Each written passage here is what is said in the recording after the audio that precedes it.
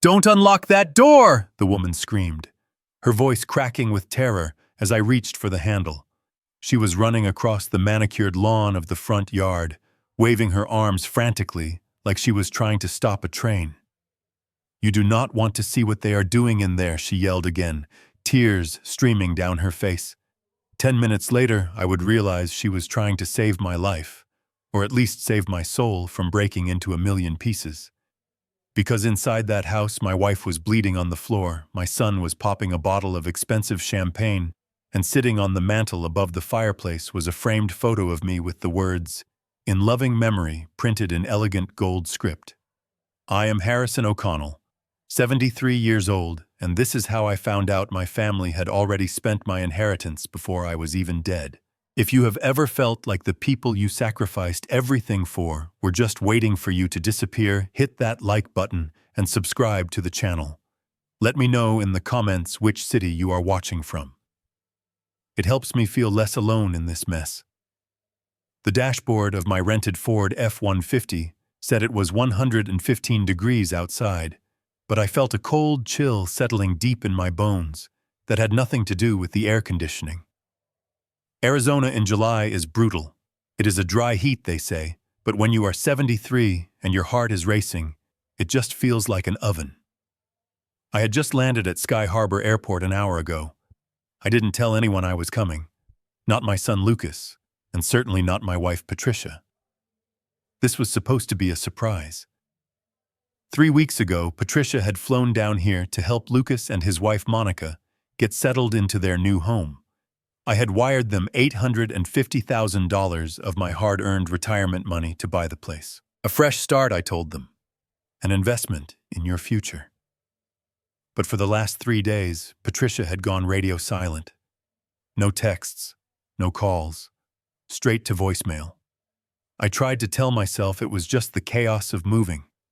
I tried to tell myself she was busy arranging furniture, or maybe the cell service in the mountains of Paradise Valley was spotty. But I spent 40 years as a commercial contractor in Chicago. I know how to read blueprints, and I know how to spot a crack in the foundation before the building collapses. My gut was telling me the foundation of my life was shifting. I pulled the truck up to the curb of 402 Paradise Valley Road. It was a stunning property. Spanish colonial-style terracotta roof, expansive driveway. Exactly what $850,000 should buy you in this market. But something was wrong. The house looked dead. It was 2 in the afternoon on a Tuesday, but every single blind was drawn tight. There were no moving boxes in the driveway, no moving trucks, no sign of life. Just a strange, ominous silence that seemed to vibrate in the heat waves rising off the asphalt. I killed the engine and sat there for a moment, gripping the steering wheel. Why were my hands shaking? I am a man who has stared down union strikes and mob enforcers on construction sites. Why was I afraid to walk up to my own son's front door? I took a deep breath, grabbed the spare key Patricia had mailed me a month ago as a gesture of trust, and stepped out into the furnace of the afternoon. That was when the side gate of the neighbor's house flew open. A woman, maybe in her 50s, wearing a blue cleaning uniform, stumbled out. This was Elena. I didn't know her name then, but I would soon learn she was the only person in this entire zip code who had a shred of decency. She saw me and stopped dead in her tracks. Her eyes went wide as if she was seeing a ghost. She dropped the bag of trash she was holding. "Mr. O'Connell," she whispered. I frowned, wiping sweat from my forehead. "Do I know you?" She didn't answer. She just started running toward me. No, don't go up there. Please, sir, get back in your truck." I stopped halfway up the driveway. "What is going on? Is there a gas leak? Is the house on fire?" She grabbed my arm. Her grip was surprisingly strong. Her hands were trembling. "They told us you were gone," she said, her voice shaking. "They said the funeral was next week." I stared at her. "Who told you that?" "I am standing right here."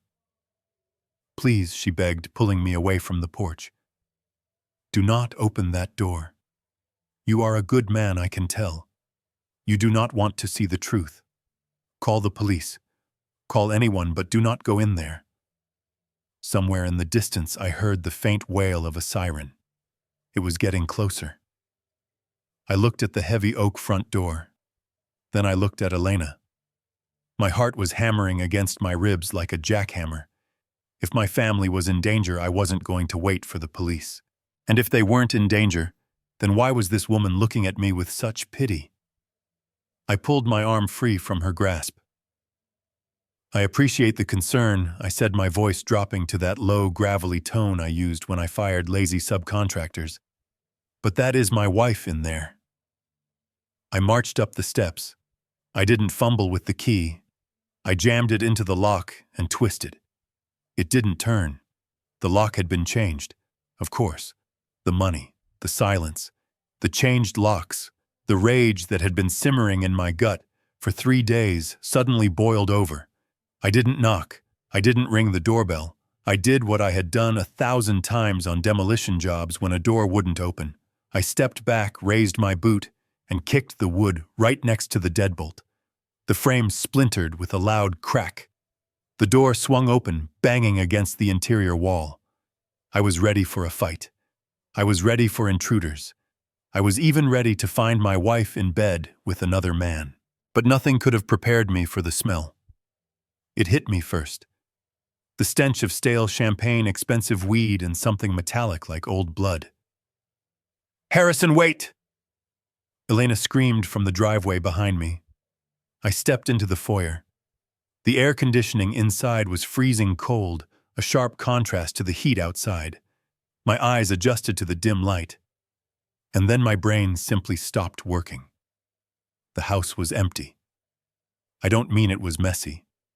I mean it was empty.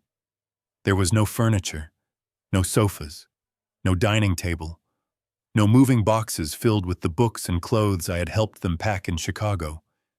The $850,000 I had sent was supposed to fill this place with life. Instead, the massive living room was barren except for piles of red plastic cups and empty liquor bottles scattered across the floor like confetti. But in the center of the room, there was a setup that made my knees buckle. A long folding table was draped in black velvet. On it sat 24 lit candles flickering in the gloom. And in the middle of the candles sat a large framed portrait. It was a photo of me taken at my retirement party last year. I was smiling, holding a glass of scotch. Across the top of the photo, someone had printed a banner. "Rest in peace, Harrison O'Connell, beloved father, generous benefactor. 1951 to 2024. I stood there frozen, staring at my own memorial. I felt like the floor had vanished beneath me. Was I dead? Was this some kind of sick nightmare? Had I died in my sleep, and this was hell? Then I heard the groan. I snapped my head to the right. There, near the kitchen island, lying in a heap on the laminate floor, was Patricia. My Patricia. The woman I had been married to for 42 years.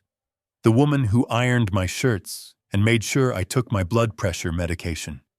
She was curled into a ball wearing a silk robe that was torn at the shoulder, and there was blood matting her silver hair. A dark pool of it was spreading slowly on the fake wood floor. "Patty," I choked out. I rushed to her, dropping to my knees. The smell of alcohol on her breath was overpowering, but she wasn't just drunk. Her eyes were unfocused, rolling back in her head. She looked at me and flinched, raising her hands to cover her face as if she expected me to hit her. "No," she whimpered. "No, Lucas, please." I didn't mean to drop it.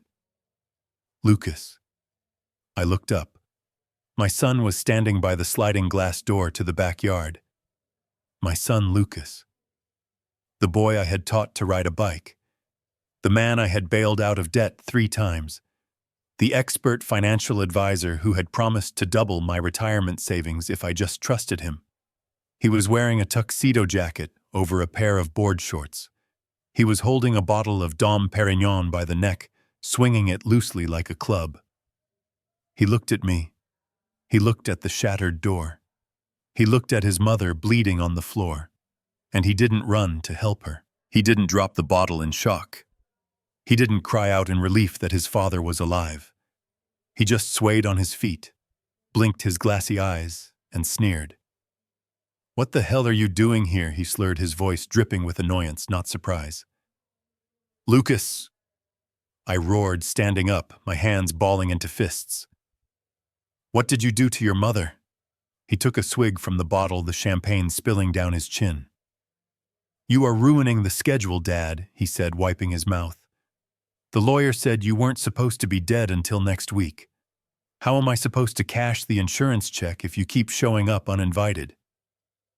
I stared at him, the horror finally piercing through my confusion. He wasn't surprised I was here. He was disappointed I wasn't a corpse yet. And that was when the sirens finally cut off right outside the house. Red and blue lights flashed through the open door, illuminating the shrine to my death. But as I looked at my son's cold, dead eyes, I realized the Harrison O'Connell who had walked up that driveway was already gone. The man standing in this living room now was someone else entirely, and he was about to go to war. The antiseptic smell of the Scottsdale Osborne Medical Center was a sharp contrast to the stale champagne and copper scent of blood I had left behind at the house. I sat in the plastic chair next to Patricia's bed, watching the rhythmic rise and fall of her chest. The nurse had cleaned the blood from her hair and stitched the wound on her temple, but she looked smaller than I remembered, fragile, like a bird that had flown into a glass window. When her eyes finally fluttered open, they didn't seek me out with relief. They darted around the room, scanning the corners as if she expected a monster to jump out from the shadows. When her gaze finally landed on me, she didn't smile. She flinched. "Harrison," she whispered, her voice raspy and dry.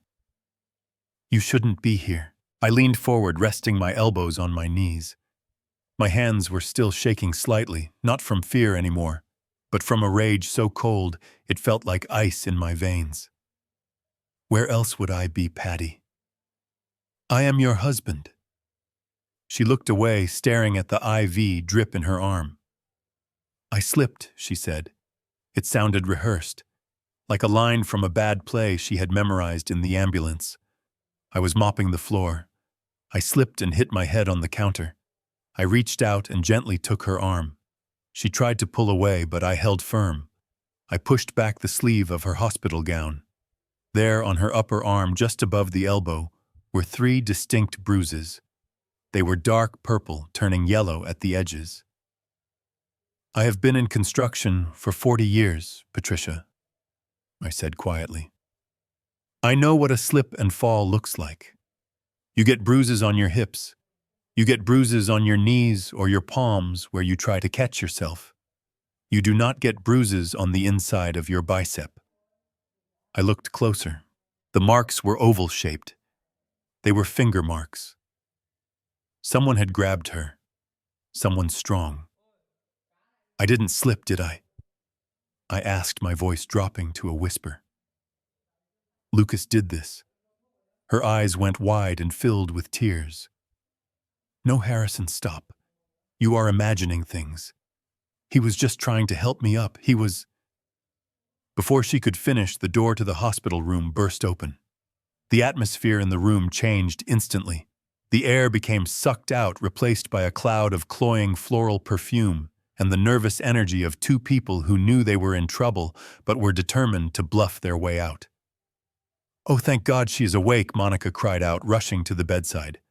"My daughter-in-law was wearing a designer dress that probably cost more than my first truck." She pushed past me as if I were a piece of furniture, leaning over to hug Patricia. "Mom, we were so worried. Lucas was a wreck, absolutely a wreck." Lucas stood in the doorway. He had changed out of the tuxedo jacket and board shorts. Now he was wearing a polo shirt and khakis, looking every bit the respectable financial planner he pretended to be. But I saw the way his hands were twitching at his sides. I saw the way he wouldn't meet my eyes.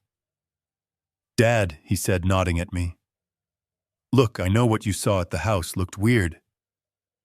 Weird, I repeated, standing up slowly. My joints popped. I felt every one of my 73 years, but I made sure to stand at my full height. You call a shrine to my death weird? Monica laughed. It was a high-pitched tinkling sound that grated on my nerves like nails on a chalkboard. She turned to me, placing a hand on my chest. Her palm was cold. "Oh, Dad, you completely misunderstood," she said, smiling, as if she were explaining a simple math problem to a toddler. That wasn't a funeral shrine. It was a gag. A joke. We were planning a surprise party for your upcoming birthday. You know, an over-the-hill theme. The old Harrison is dead, long live the retired Harrison. It is a very trendy thing to do these days. I stared at her. My birthday was 4 months away. And the blood on the floor, I asked, was that part of the party theme too? Lucas stepped forward, finally finding his voice. Mom slipped Dad. She is clumsy. You know how she gets. The cleaning lady left a wet spot, and Mom didn't see it. We were panicked. That is why I had the bottle. I was drinking to calm my nerves after calling 911. I looked from Lucas to Monica, and then down at Patricia. My wife was looking at her lap, twisting the bedsheet in her hands. She wasn't contradicting them. She was letting them spin this web of lies, letting them turn me into the confused old man who didn't understand modern humor or simple accidents. But I saw the bruises on her arm. I knew the physics of a fall, and I knew the look of a liar. I took a deep breath. I realized then that if I pushed them now, right here in this hospital room, they would close ranks. They would gaslight me until I doubted my own name. I needed more than suspicion. I needed proof. Hard, undeniable, structural proof. Right, I said, letting my shoulders slump slightly, feigning exhaustion. Maybe the heat got to me. Maybe I am just tired from the flight. Monica's eyes lit up. Of course you are, Dad. Look, we booked a room for you at the resort down the street. Why don't you go get some rest? We will stay here with Mom. We can sort everything out in the morning when everyone is fresh. They wanted me gone. They wanted to debrief Patricia to make sure she kept her story straight. That sounds good, I said. I think I will do that. I walked out of the room without looking back. I heard Lucas let out a long exhale of relief as the door clicked shut behind me. I took the elevator down to the lobby, but I didn't go to the resort. I walked straight out to the parking lot and climbed into my rented Ford. The sun had gone down, and the desert air was finally cooling, but the heat coming off the pavement was still intense. I sat in the dark cab for a moment, gripping the steering wheel until my knuckles turned white. They thought I was senile. They thought I was a walking checkbook who would believe anything to keep the family peace. I started the engine. I wasn't going to sleep. I was going back to the scene of the crime. The drive back to Paradise Valley was lonely. The city lights of Phoenix twinkled in the valley below like a sea of diamonds, but up here in the wealthy hills, everything was dark and quiet. I pulled up a block away from the house, turning off my headlights so I wouldn't announce my arrival. The house was completely dark now. The police tape had been removed, but the broken front door had been boarded up with a sheet of plywood. It looked like a jagged scar on the beautiful face of the house. I walked up the driveway, moving quietly. I had spent years walking active construction sites, avoiding nails and loose boards. I knew how to move without making a sound. I didn't go to the front door. I went around the side past the 3-car garage that was supposed to house the vintage cars Lucas claimed he was collecting. I peered through the garage window. It was empty. Not a single car. Not even a toolbox. I reached the backyard. The swimming pool glowed with a soft blue light illuminating the patio. It was a beautiful space, perfect for entertaining. Perfect for the life I wanted my son to have. I pulled out the keyring Lucas had mailed me a month ago. He had sent it with a card that said, "Here is the key to your second home, Dad. Come visit anytime." I approached the sliding glass back door. I inserted the key. It slid in, but it wouldn't turn. I jiggled it.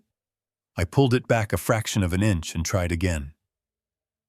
Nothing. It was the wrong key. It was a dummy key. A piece of metal cut to look like a key, but with no function. Just a prop to keep the old man happy and feeling included. My heart sank. It wasn't just the lock. It was everything. I pressed my face against the glass, shielding my eyes from the pool light to see inside. The living room was still empty. The table with my funeral photo was gone, cleared away by the cleaning crew, or maybe by Lucas before he left for the hospital. But something else caught my eye. On the far wall near the kitchen, someone had left a stack of flyers on the counter.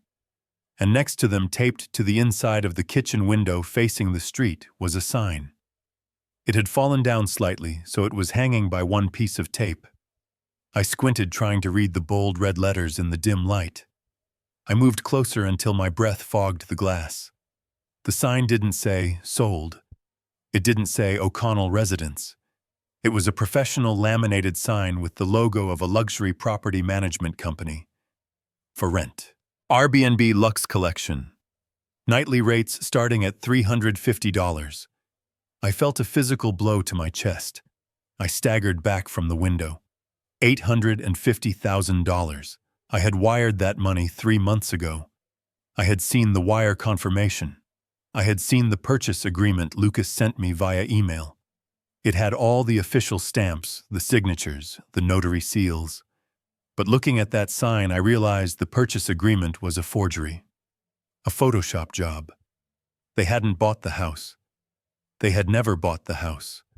They were renting it for a few $100s a night to stage a lifestyle they couldn't afford, while my life savings, the money I had broken my back for 40 years to accumulate, had vanished into thin air. And if they hadn't spent the money on the house, where was it? I looked back at the empty living room. The answer hit me with the force of a sledgehammer. They didn't have the money anymore.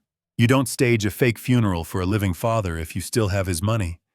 You only do that if the money is gone and you need the insurance payout to cover your tracks. I wasn't just a victim of theft. I was a target.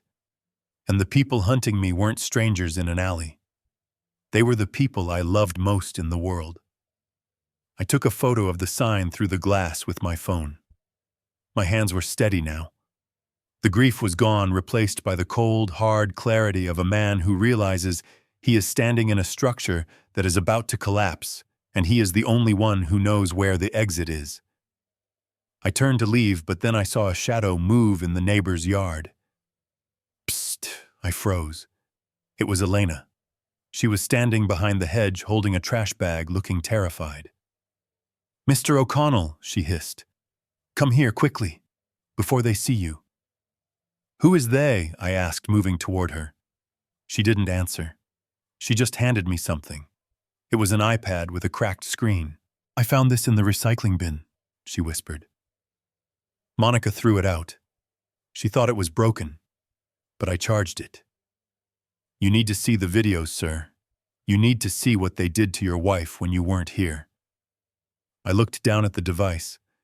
My finger hovered over the screen. I knew that once I pressed play, there was no going back. The version of my family I had created in my head would be gone forever. I pressed play. The screen of the iPad flickered to life in my hands, casting a pale, ghostly glow against the darkness of the Arizona night. My finger hovered over the play button, but before I could press it, I needed to steel myself. I needed to be sure I was ready to see the rot at the core of my family. I lowered the device for a moment and looked at Elena. She was standing near the recycling bins, hugging her arms around her chest, as if she were freezing despite the lingering heat of the desert asphalt. Her eyes were wide, darting toward the darkened house, as if she expected a monster to burst through the boarded-up front door. "You do not have to watch it, sir," she whispered, her voice trembling. "It will break your heart." "My heart is already broken, Elena," I said, my voice sounding calm and detached even to my own ears. Now I am just looking for the pieces so I can figure out how to rebuild. But before I watched the video, I needed to confirm the foundation of the lie. I needed the numbers. In my line of work, numbers do not lie. People lie. Blueprints lie. But the math always tells the truth. I pulled out my own phone and dialed the 24-hour private client line of my bank in Chicago. I have been a customer there for 30 years. I know the branch manager's extension by heart. It was 3 a.m. in Chicago, but the automated system routed me to a night supervisor. I gave my security code. I asked for a trace on the wire transfer of $850,000 sent 3 months ago. I listened to the clicking of the keyboard on the other end of the line. The silence stretched for what felt like hours. "Mr. O'Connell," the supervisor said, and I could hear the hesitation in his voice. That transfer was cleared. It went to a holding company called Paradise Ventures, LLC. I closed my eyes. And who is the signatory for Paradise Ventures? There was a pause. The signatory is Lucas O'Connell. I hung up. I didn't need to hear anymore. There was no seller. There was no escrow. There was just my son moving my life savings from my pocket to his. Then I dialed the number of the real estate agent listed on the purchase agreement Lucas had sent me, the one with the fancy logo and the smiling headshot. The number was out of service. I did a quick search on the state licensing board website. The agent didn't exist. The license number was fake. The rage that had been a hot fire in my chest settled into something colder, something solid like concrete setting in a mold. They hadn't just stolen from me.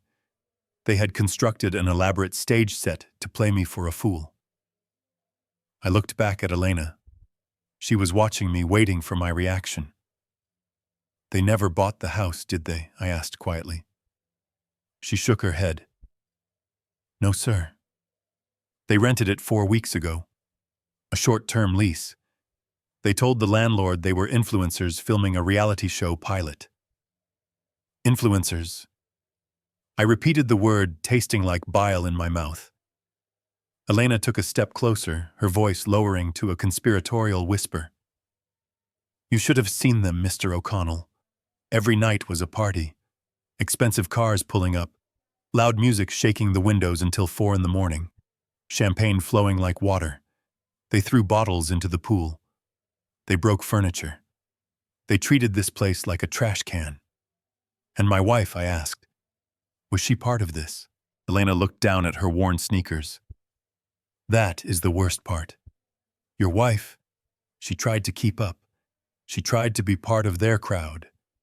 But they laughed at her, especially the daughter-in-law. Monica, she treats your wife like a servant." I clenched my jaw so hard I felt a tooth crack. "Go on." Elena took a deep breath. In the parties, Lucas would stand on the table.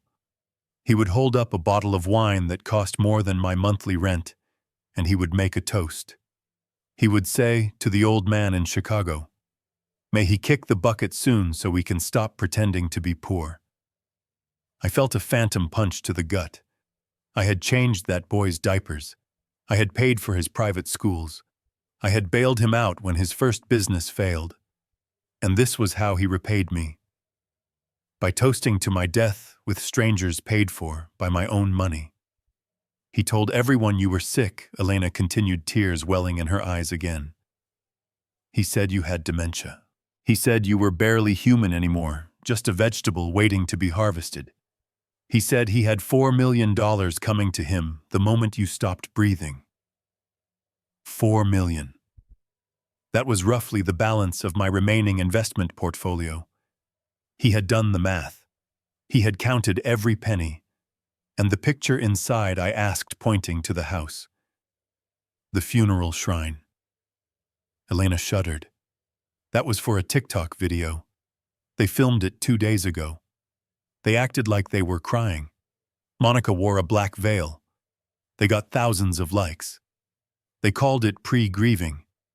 They said it was a therapeutic exercise.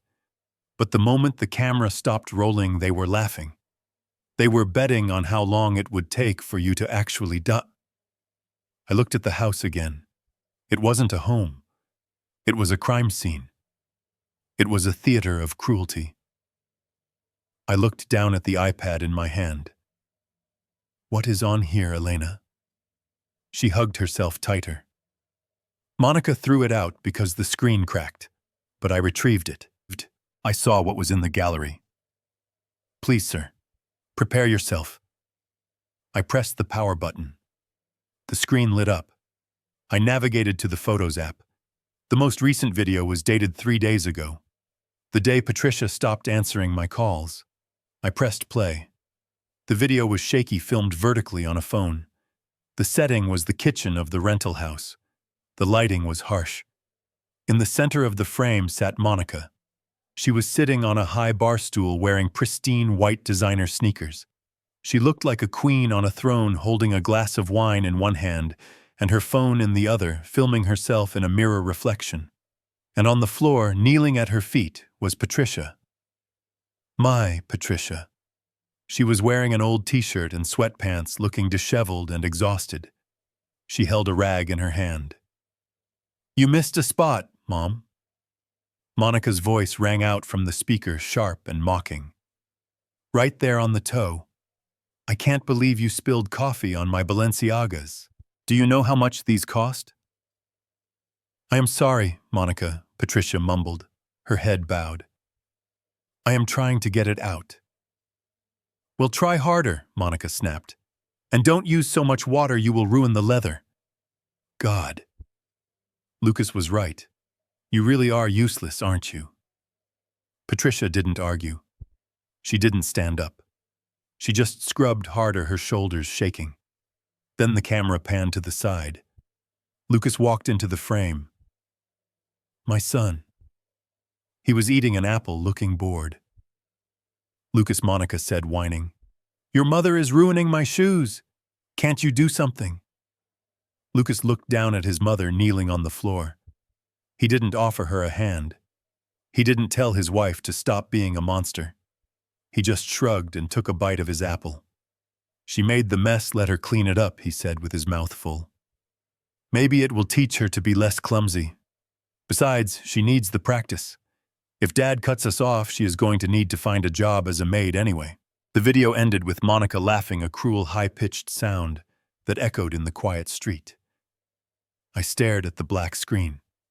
My reflection stared back at me, but I didn't recognize the man I saw. The sadness was gone. The shock was gone. What was left was a cold, focused determination. I looked at Elena. She was crying silently. I handed the iPad back to her. Keep this safe, I said. Do not show it to anyone else yet. Do not delete it. She nodded, wiping her eyes. What are you going to do, Mr. O'Connell? I reached into my pocket and pulled out my wallet. I took out all the cash I had, about $500, and pressed it into her hand. I am going to do what I do best. Elena, I said, looking at the dark silhouette of the house. I am going to inspect the damage. I am going to find the structural weakness. And then I am going to bring the whole house down on top of them. But first I have to play their game. I turned and walked back to my truck. My plan had changed. I wasn't going to confront them with this video. Not yet. That would be too easy.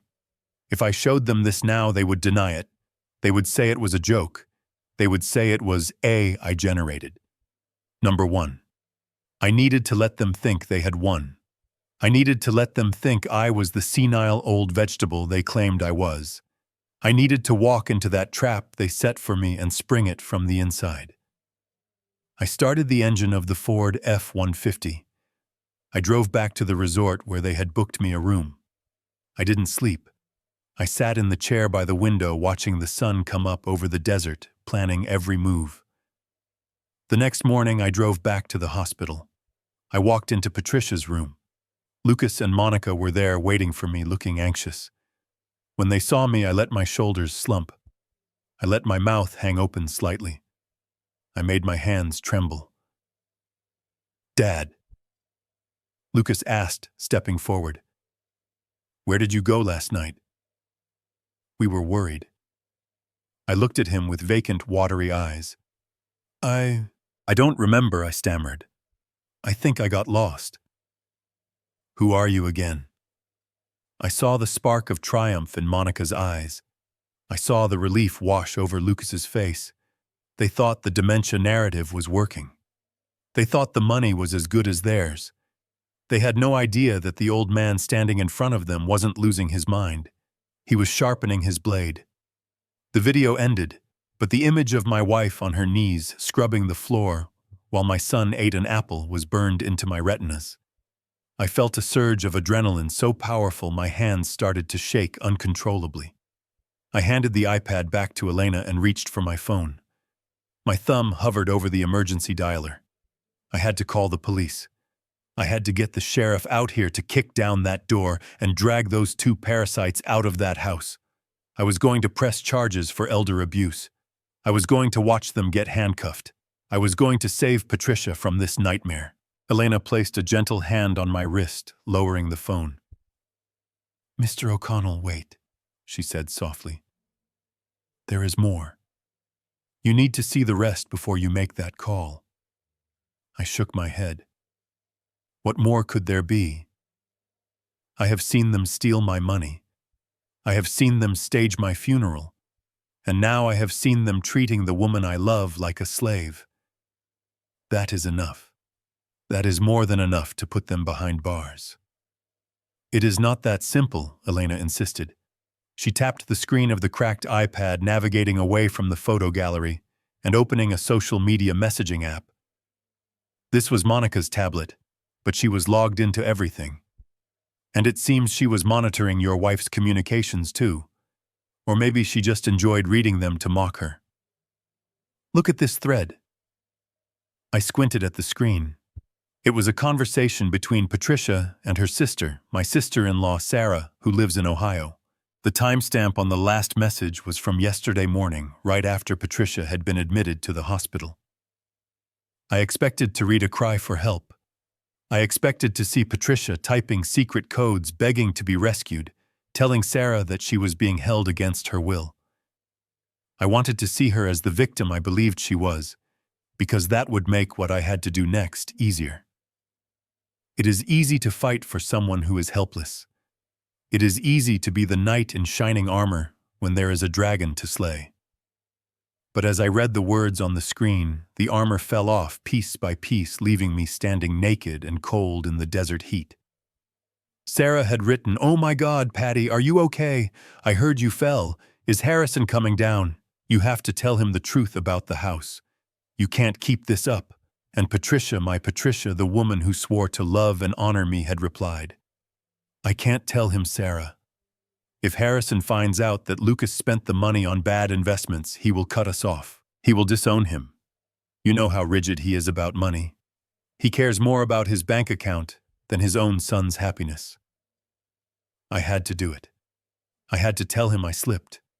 I had to let Monica bruise my arm so it looked convincing. We just need a few more months until Lucas gets his big payout. Please don't say anything. I am doing this for my baby. I can't let my baby starve. I read the message 3 times. I can't let my baby starve.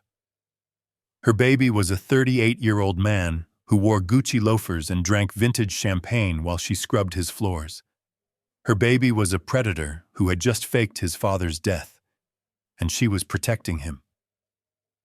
I felt a physical pain in my chest, sharper than any heart attack. It wasn't the theft that broke me in that moment. It was the betrayal. For 40 years, I thought we were partners. I thought we were building a life together brick by brick. But all this time, she hadn't been building with me. She had been digging a tunnel under the foundation, siphoning off our stability to feed the insatiable hunger of our son. She wasn't a hostage. She was a human shield. She had willingly taken those bruises. She had willingly knelt on that floor.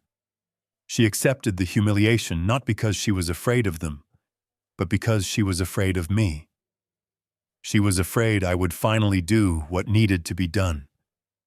She was afraid I would turn off the tap. I looked up at the dark house. The pity I had felt for her 10 minutes ago evaporated, replaced by a hollow, aching void. She had made her choice.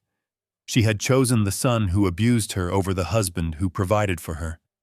She had decided that my dignity was a fair price to pay for Lucas's lifestyle. Mr. O'Connell. Elena whispered, watching the color drain from my face. I am so sorry. I thought you needed to know who you were really fighting. I nodded slowly. You did the right thing, Elena. If I had called the police tonight, Patricia would have denied everything. She would have told them I was crazy.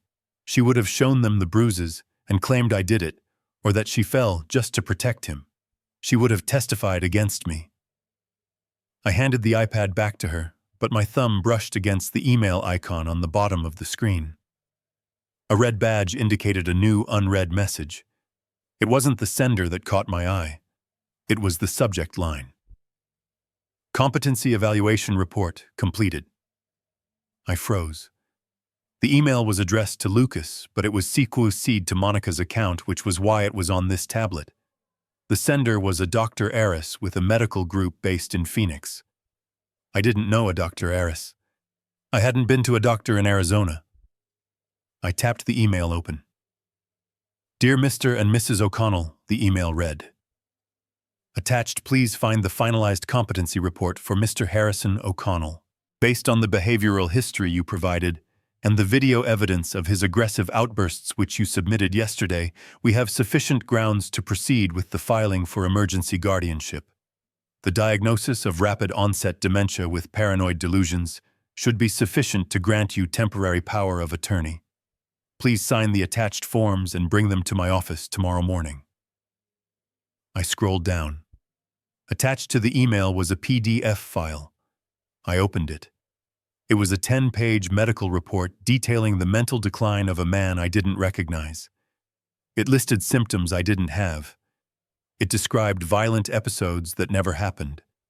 It claimed that I was unable to manage my own finances, that I was a danger to myself and others, and that for my own safety I needed to be placed in a secure facility. The date of the examination was listed as today. But I had never met this doctor. They hadn't just stolen my money. They weren't just waiting for me to die. They were actively building a cage for me.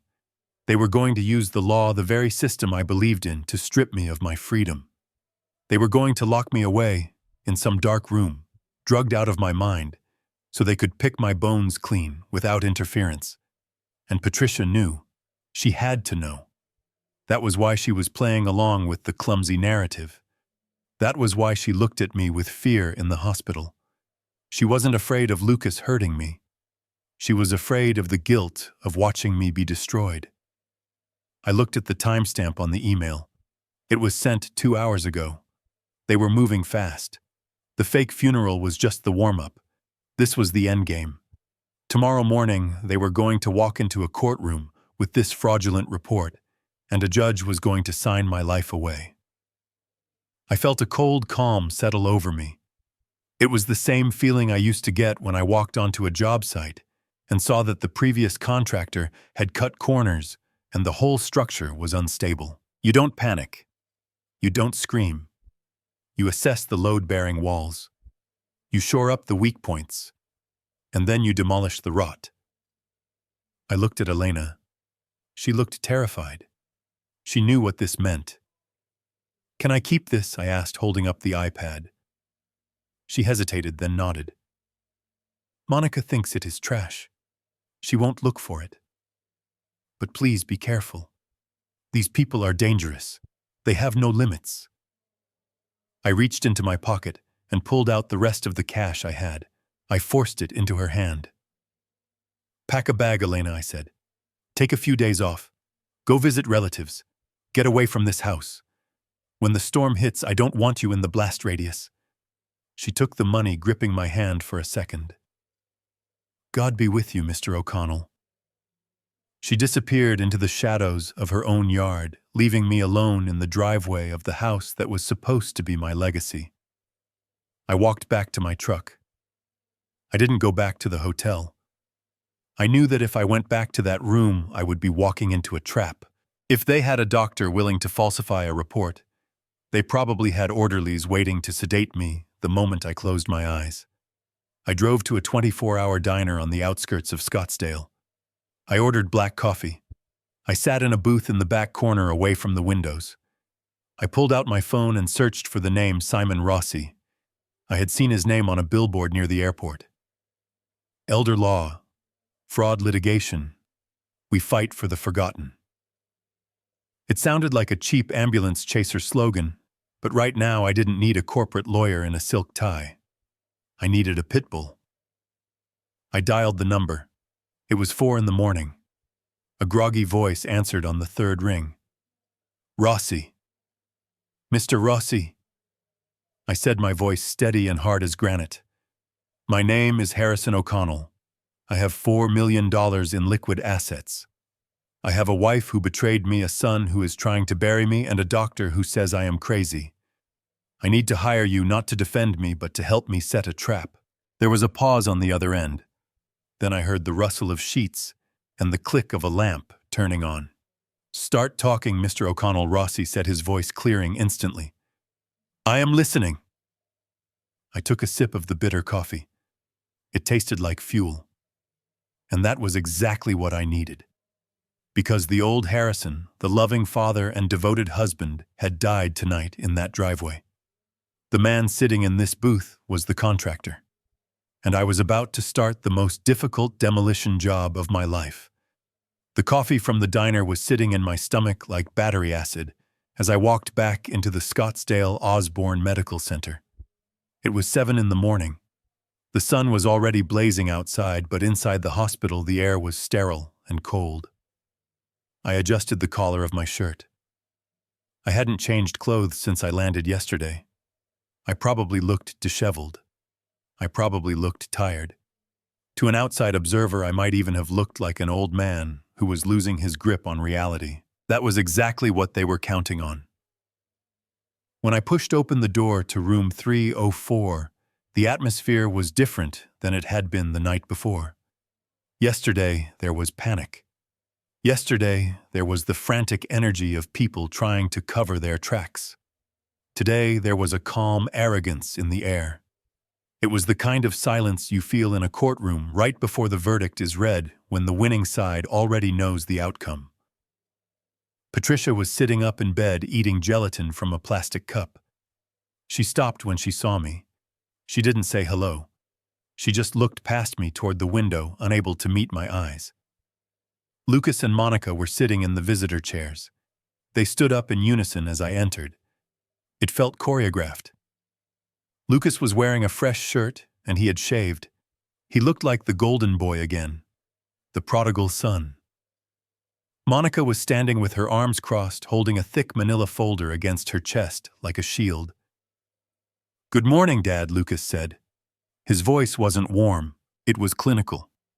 It was the tone you use with a child who has been misbehaving. "We were just talking about you." "I bet you were," I said, keeping my voice level. I walked over to the foot of the bed. "How are you feeling, Patricia?" She opened her mouth to speak, but Monica cut in. "She is stressed, Harrison, very stressed. The doctor says her blood pressure is through the roof. She needs peace and quiet." "Not drama." I looked at my daughter-in-law. "Drama," I repeated. "Is that what we are calling it now?" Before she could answer, the door opened behind me. A man walked in. He was short with slicked-back hair that was dyed a shade of black too dark for his age. He wore a white coat, but it looked a size too big for him. He didn't smell like antiseptic. He smelled of stale tobacco covered up by strong peppermint. "Ah, this must be the husband," the man said, not offering me his hand. He walked straight to Lucas and nodded familiarly. "Good to see you again, Mr. O'Connell." "I am Harrison O'Connell," I said, stepping forward. "And who are you?" He finally turned to look at me. His eyes were cold, detached. "I am Dr. Aris. I am a geriatric psychiatrist consulting with the hospital. Your family asked me to come by to assess the situation." I felt the muscles in my back tighten. A psychiatrist. I haven't asked for a psychiatrist. No, Dr. Aris said, flipping open a metal clipboard. You didn't. But given the events of yesterday, the hospital staff and your family felt it was necessary. He tapped the paper with a pen. I have been reviewing the incident report. It says here you broke down a door yesterday. You were shouting incoherently about a funeral that wasn't happening. You claimed to see things that weren't there. I laughed. It was a dry, humorless sound. I didn't claim to see them, Doctor. I saw them. I saw a shrine. I saw my wife bleeding. Dr. Aris didn't write anything down. He just looked at Lucas. Is that true, Lucas? He asked. Was there a shrine? Lucas looked at me. His face was a mask of sadness. A perfect performance. No, Doctor. There was no shrine. Dad has been confused lately. He forgets things. He gets agitated. Yesterday we were just having a family dinner and he kicked the door in. He thought we were ghosts, I guess. It was terrifying. I stared at my son. The lie was so bold, so complete, that for a second I almost admired the audacity of it. You are lying, Lucas, I said, my voice rising. Tell him the truth. Tell him about the rental. Tell him about the money. Dr. Aris held up a hand. Mr. O'Connell, please calm down. Aggression is a common symptom of what we are dealing with here. What we are dealing with, I asked, taking a step toward him. And what exactly is that? Rapid onset dementia with paranoid delusions, Dr. Aris said. He said it as casually as if he were diagnosing a common cold. The confusion, the violence, the belief that your family is stealing from you, it all fits the profile. I have seen it 100 times. The brain simply breaks. I looked around the room. It was a perfect trap. The walls were white. The floor was linoleum. And I was the only one standing on the wrong side of the line they had drawn. You cannot diagnose me based on a conversation that has lasted 2 minutes, I said, forcing myself to lower my volume. I want a second opinion. I want my own doctor from Chicago. Dr. Aris shook his head sadly. I am afraid that isn't possible, Mr. O'Connell. You are currently in a state of crisis. Under Arizona law, if a medical professional deems you a danger to yourself or others, we have a duty to intervene. Kicking down a door is a violent act. We cannot release you until you are stabilized. Stabilized, I repeated. The word hung in the air, heavy with threat. Monica stepped forward then. She placed the manila folder on the rolling table at the end of the bed. She opened it. We want to help you, Dad, she said, her voice dripping with fake syrup. We don't want you to be stuck in a psych ward. That would be terrible. We found a much better solution. A place where you can rest, where you can be safe. She slid a paper toward me. It was a document titled Temporary Conservatorship and Medical Power of Attorney. All you have to do is sign this, she said, handing me a pen. It just gives Lucas the authority to handle your accounts while you get better. And it gives us permission to transfer you to a private facility. I looked at the paper. The letters seemed to swim before my eyes. What facility? I asked. Sunny Meadows. Monica said, smiling. It is lovely. Just outside the city. Very quiet. Very secure. I knew Sunny Meadows. I had driven past it years ago on a job. It wasn't a resort. It was a warehouse for the forgotten. A place with high fences and barred windows where families dumped their elders when the money ran out. It was a place where people went in and never came out. And if I don't sign, I asked, looking at Dr. Aris. The doctor sighed, checking his watch. Then I will have to file an involuntary commitment order. You will be sedated for transport to the State Behavioral Health Unit. It is not a pleasant process. And the courts will likely grant the conservatorship anyway, given your violent history. This way is much more dignified, Harrison. I looked at Patricia. Patty, please, I said softly. You know this isn't true. You know I am not crazy. Don't let them do this. Patricia picked up her plastic spoon. She scooped up a piece of red gelatin. Her hand was shaking. It is for the best, Harrison, she whispered, not looking at me. You need rest. You have worked so hard. Just sign the paper. The betrayal was complete. The final nail in the coffin wasn't hammered in by my son or his wife. It was driven home by the woman I had shared a bed with for 4 decades. I looked at the pen in Monica's hand. I looked at the syringe protruding from Dr. Aris's pocket. I looked at the security guard who had quietly appeared in the hallway outside the door. I realized then that I was standing on the edge of a cliff. If I fought them now, if I screamed, if I threw a punch, I would be proving their point. I would be the violent, crazy old man they described. Dr. Aris would call the code. The needle would go into my arm. I would wake up in a padded room with no phone, no lawyer, and no way out. They had built a perfect cage, but every cage has a lock, and every lock has a key. I needed time. I needed to get out of this room. I needed to get to Simon Rossi, and the only way to leave this room without handcuffs was to walk through the door they had opened for me. I had to lose the battle to win the war. I felt a strange calm wash over me. It was the acting performance of a lifetime. I let my shoulders drop. I let my face crumble. I brought my hand up to my forehead, as if I were confused. I don't want to go to the state hospital, I stammered, making my voice sound weak and old. I just want to go home. We know, Dad, Lucas said, stepping closer, placing a hand on my shoulder. His touch made my skin crawl, but I didn't flinch. We know. Sunny Meadows will feel like home. Just sign the paper and we can all go. I looked at the document. It was a death warrant for my freedom. But it was also my ticket out of this room. I reached out with a trembling hand and took the pen. I promise I will be good, I whispered, playing the part of the broken father. I just want to rest. Good, Dr. Aris said, nodding. That is a very rational decision.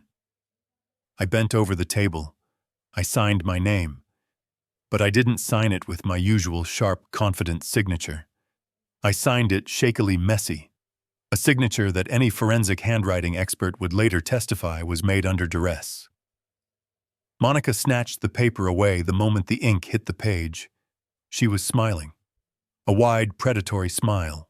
There, she said, slipping the document into her folder. That wasn't so hard, was it? She turned to Lucas. Call the facility. Tell them we are transporting him ourselves. We don't need the ambulance. Lucas nodded, pulling out his phone. He looked at me with a mixture of pity and triumph. Come on, Dad, he said. Let's get you packed. I stood up. I walked toward the door, flanked by my son and the doctor, who had just sold his soul for a consulting fee. As I passed Patricia, I paused. Goodbye, Patty, I said. She didn't answer. She just kept eating her gelatin one small swallow at a time, swallowing her guilt along with it. I walked out into the hallway. I was a prisoner now.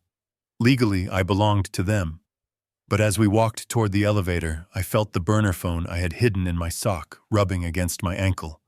They thought they were taking me to a prison.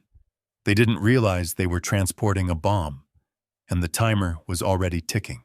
The car ride to the hotel was the longest 30 minutes of my life. I sat in the back seat of Lucas's rented BMW, watching the desert landscape blur past the tinted windows. My hands were folded in my lap, and I made sure to keep them trembling just slightly.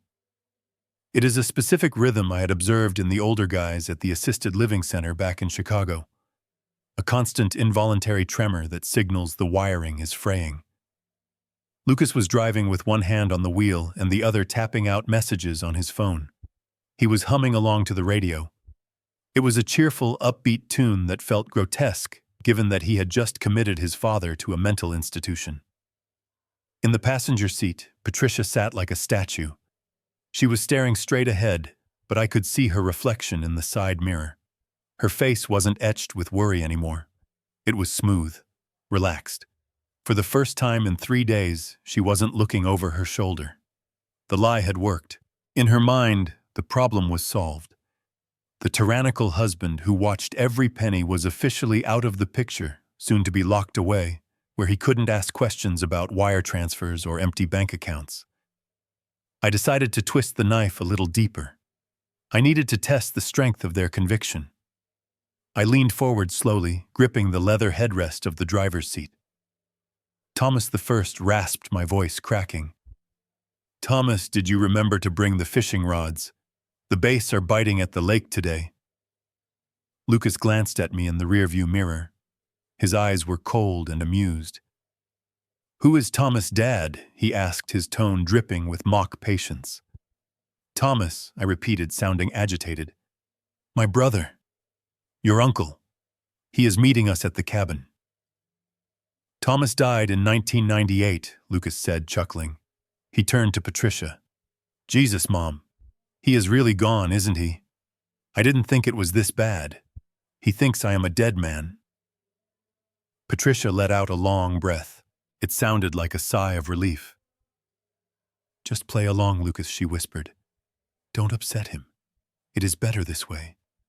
If he is confused, he won't be difficult. Better this way." That phrase echoed in my skull. It was better that I was a vegetable. It was better that I was dead to the world so she could live without consequence. Lucas laughed again. "Sure thing, Dad. Uncle Thomas is waiting for us. Just sit back and relax. We are taking you to a nice hotel for the night before you go to the, fishing lodge." He emphasized the words fishing lodge with a smirk. He was enjoying this. He wasn't just a son stealing from his father. He was a sadist enjoying the power trip. We arrived at the hotel, a mid-range chain near the highway. It wasn't the luxury resort they had promised earlier. Now that I was officially incompetent, there was no need to waste money on 5-star accommodations. They checked me into a room on the ground floor. Lucas walked me to the bed. He patted my pockets. He took my wallet. He took the dummy phone I had left in my jacket pocket. "Just for safekeeping, Dad," he said, slipping my wallet into his own pocket. "You don't want to lose these." He turned to leave. Monica, who had met us at the hotel, was standing by the door, holding a bag of fast food. "Here is dinner," she said, tossing the bag onto the dresser. "Try not to make a mess. We will be back at 8 a.m. sharp to take you to Sunny Meadows. Sleep tight." The door clicked shut. I heard the lock turn. I stood in the middle of the room for a full minute, listening to their footsteps fade down the hallway. I waited until I heard the sound of a car engine starting outside the window and driving away. Then the trembling stopped. I straightened my back. The fog in my eyes cleared. I wasn't the confused old man anymore. I was Harrison O'Connell, and I had work to do.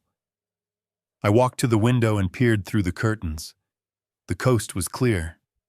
I sat on the edge of the bed and rolled up my pant leg. The burner phone was taped to my ankle just above my sock. I ripped the tape off, wincing, as it pulled at the hair, but the pain was good. It was grounding. I dialed the number for a taxi service. I didn't use an app. Apps leave digital trails. I used cash, and I used old-school methods. 10 minutes later, I was walking out the side exit of the hotel. I had jammed a towel into the door latch so I could get back in later without a keycard. I pulled my hat low over my face, avoiding the one security camera in the lobby hallway. The taxi dropped me off at an address in a strip mall on the south side of Phoenix. It was a nondescript building sandwiched between a bail bondsman and a liquor store. The sign on the door simply said, "Rossi Investigations." I knocked. The door was unlocked. The office smelled of stale coffee and printer toner. Piles of files were stacked on every available surface. Behind a massive cluttered desk sat a man who looked nothing like the slick lawyers I was used to dealing with in Chicago. Simon Rossi was in his 40s, balding with sleeves rolled up to reveal forearms covered in ink. He looked like a man who had been in more fistfights than courtrooms. He was typing furiously on a laptop. He didn't look up when I entered. "You are early, Mr. O'Connell," he said. "The coffee pot is in the corner.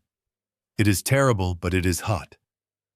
I poured myself a cup and sat down opposite him. "You found something?" I asked. Rossi stopped typing. He spun his laptop around so the screen faced me. "I found everything," he said. "And I am going to be honest with you, Harrison. I thought this was a standard greed case. You know, kid wants daddy's money to buy a Ferrari. But it is not." I leaned forward. "What is it then?" Rossi tapped the screen. "It is a rescue mission. Or at least that is how your son sees it." On the screen was a complex diagram of financial transactions. Lines connected Lucas's name to various shell companies and offshore accounts. But all the lines eventually converged on one name: Arturo Varga. "Who is Arturo Varga?" I asked. Rossi leaned back in his chair, crossing his arms. "Arturo Varga is a loan shark who operates out of Las Vegas.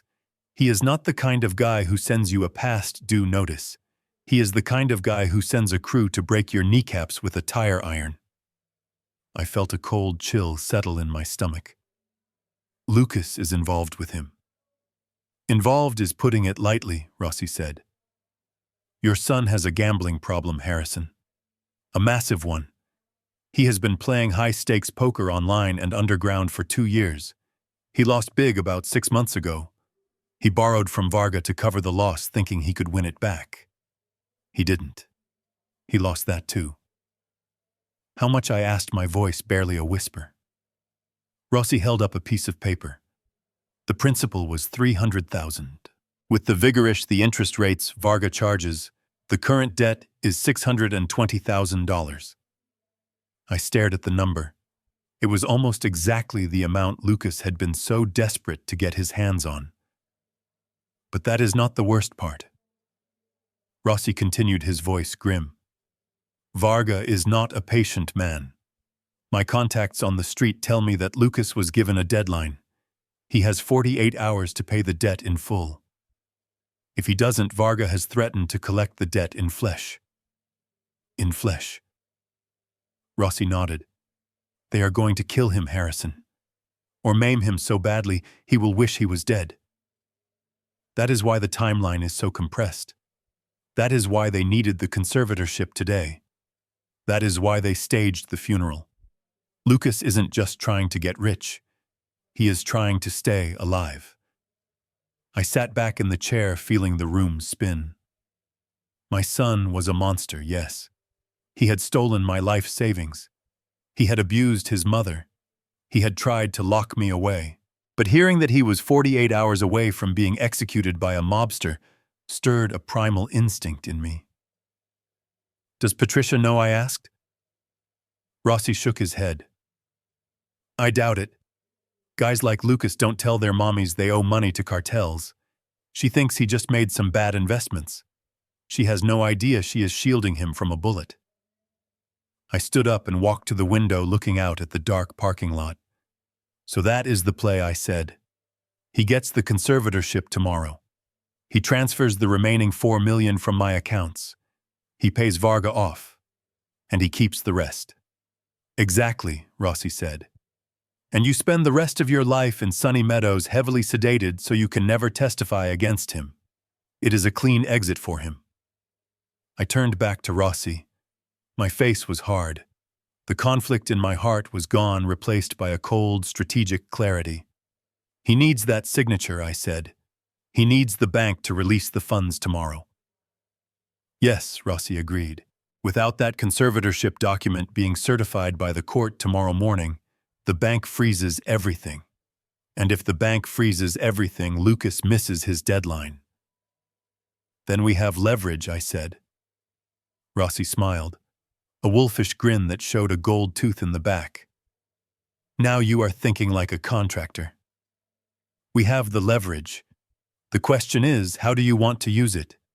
Do you want to call the police now? We can have Lucas arrested for fraud tonight. He will be safe in a jail cell. Varga can't get him there. I thought about it.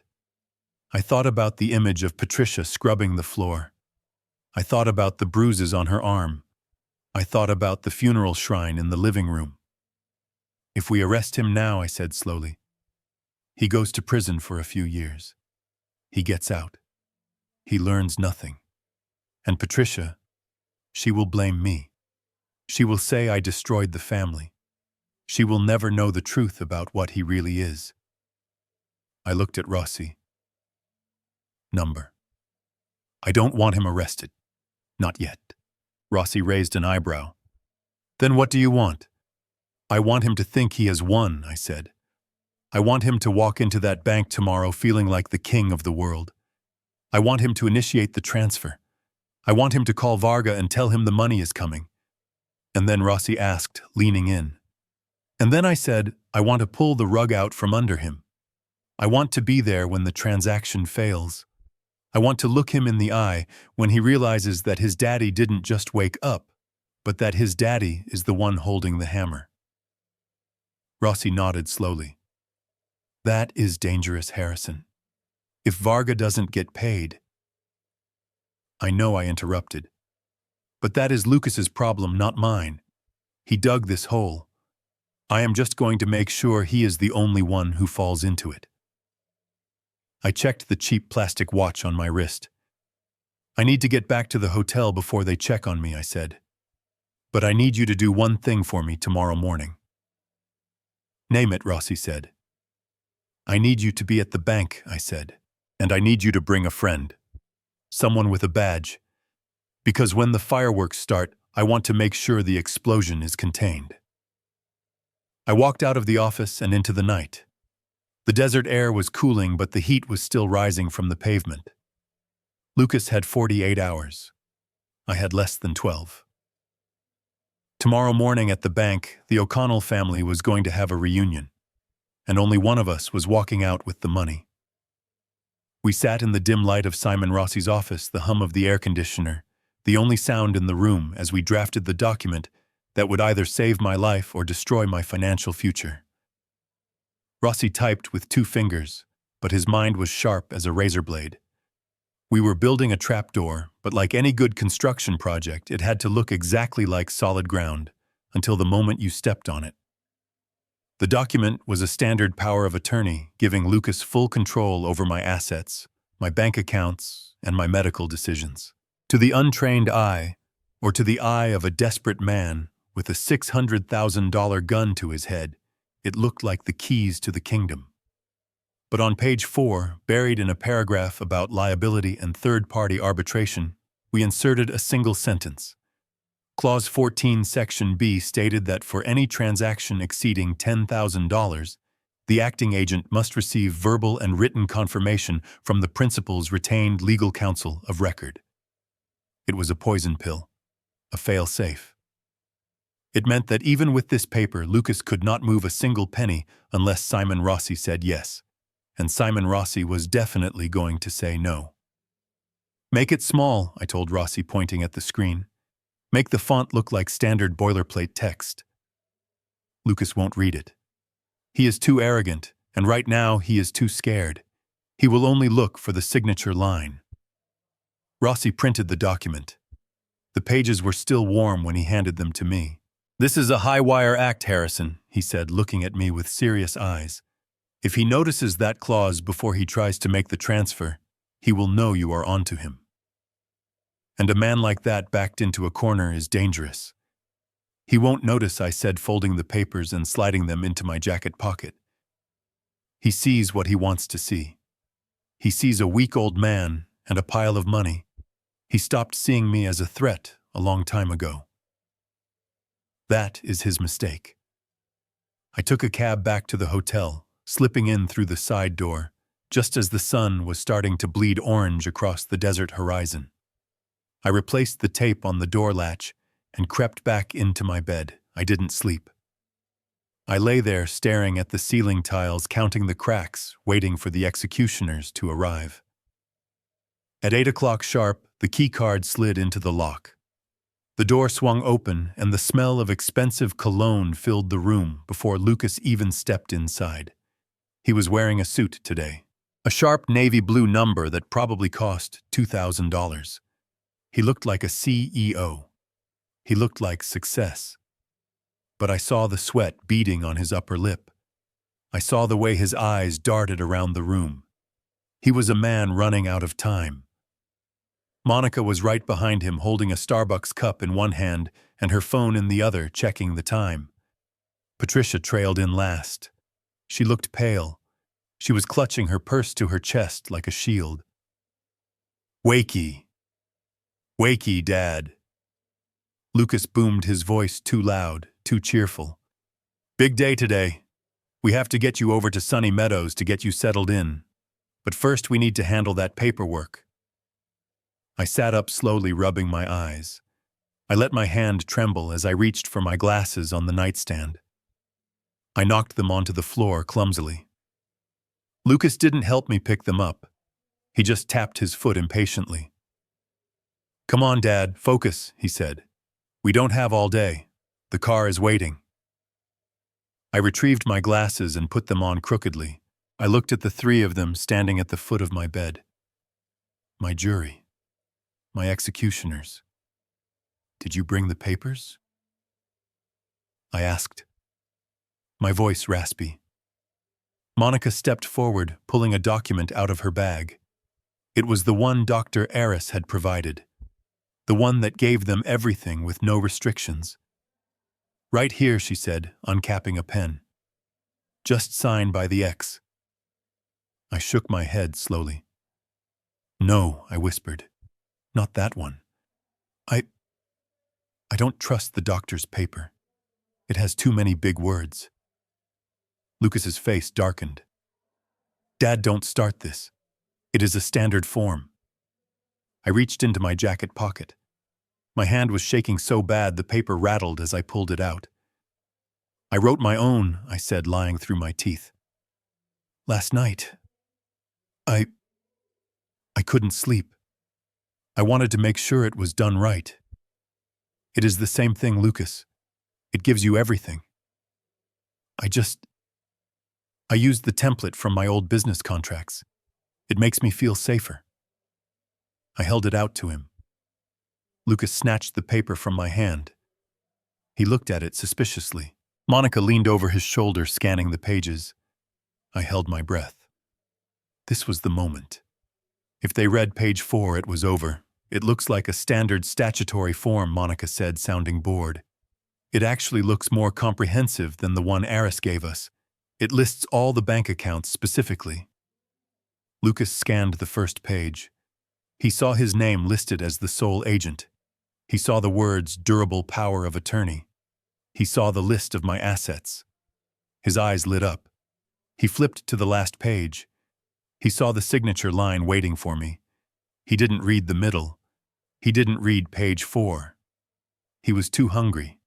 He was staring at the meal he had been waiting 38 years to eat. "Fine," Lucas said, slapping the document down on the bedside table. "Whatever makes you happy, Dad. Just sign the damn thing so we can go." I picked up the pen. I hesitated. I let the tip of the pen hover over the paper. I looked up at Patricia. She was standing by the window looking at the parking lot. She hadn't said a word. "Patty," I said softly. She turned. Her eyes were empty. "Are you sure about this, Patty?" I asked. "We have been together 40 years. You know I am not crazy.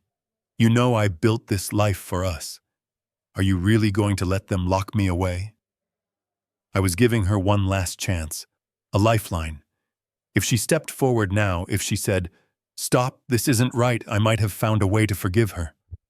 I might have found a way to save her from the wreckage that was coming. She looked at me. Then she looked at Lucas. Then she looked at the paper. "Just sign it, Harrison," she said, her voice flat and cold. "You are not well. You are confused. This is the only way to keep everyone safe. Safe." She didn't mean safe for me. She meant safe for her. She meant safe from the truth. She meant safe from the poverty she thought would come if I found out about the stolen money. I looked at her, and I felt the last thread of affection snap. It was a physical sensation, like a rubber band breaking in my chest. The woman I had loved was gone. Maybe she had never existed. Maybe she was just a reflection I had painted on a hollow shell. "Okay," I whispered. "Okay." I pressed the pen to the paper. I signed my name. Harrison O'Connell. I made the signature shaky and weak but legible enough to pass a bank teller's inspection. Before I could even lift the pen, Lucas grabbed the document. He pulled it away so fast he almost tore the paper. He held it up to the light, checking the signature like he had just won the lottery. Done, he exhaled a long breath of pure relief. "It is done." He pulled out his phone and snapped a picture of the document, sending it instantly to someone. Probably Varga. Probably proof of life, or rather, proof of funds. Monica clapped her hands together. "Wonderful. Now that the boring stuff is out of the way, we have a surprise." I looked at her confused. "A surprise? I thought I was going to Sunny Meadows," Lucas laughed. He was practically vibrating with energy now. The fear was gone, replaced by a manic euphoria. "Change of plans, Dad. We are not going to the nursing home today. That would be depressing. We are going to celebrate." "Celebrate?" I asked. "Yes," Lucas said, pacing the small room. "I just closed a big deal, huge deal. And now that you have officially handed over the reins, I want to honor you. I want to throw you a retirement party. A real one." He turned to me, a wild grin on his face. "I rented a new place. Better than the last one. A mansion in Paradise Valley. Tonight we are having a dinner. My friends are coming. Some very important business partners are coming. And you are going to be the guest of honor." I understood immediately. It wasn't a party for me. It was a show for Varga. Lucas needed to parade me in front of the loan sharks. He needed to show them the goose that laid the golden egg. He needed to show them that I was alive, incompetent, and legally under his control. He was offering me up as collateral. "That sounds nice," I said, lowering my head to hide the steely glint in my eyes. "It will be epic," Lucas said, checking his watch. "We have caterers coming. We have a band. It is going to be the night of a lifetime." He walked to the door, waving the signed power of attorney like a flag. Patricia walked past me. She paused for a second, and I thought she might touch my hand or say she was sorry. Instead, she looked at Lucas and asked, "Is it done? Are we safe now?" Lucas grinned. "We are rich, Mom. We are safe." They walked out of the room, leaving me sitting on the edge of the bed. I waited until the door closed. Then I stood up. I walked to the mirror and adjusted my collar. The trembling was gone. The confusion was gone. Tonight, they were going to throw a party to celebrate my destruction. They were going to parade me around like a trophy. They were going to invite the sharks into the living room, thinking they were the ones holding the bait. I picked up my burner phone and sent a single text message to Simon Rossi. "The trap is set. Tonight." I looked at my reflection. "Enjoy the party, Lucas," I said to the empty room, "because it is going to be your last." The rental mansion was even more ostentatious than the last one, sitting high on the Camelback Mountain with a view of the city lights that cost $5,000 a night. It smelled of expensive lilies and desperation. I sat in a rented wheelchair in the corner of the massive living room, a tartan blanket draped over my legs despite the warm evening air.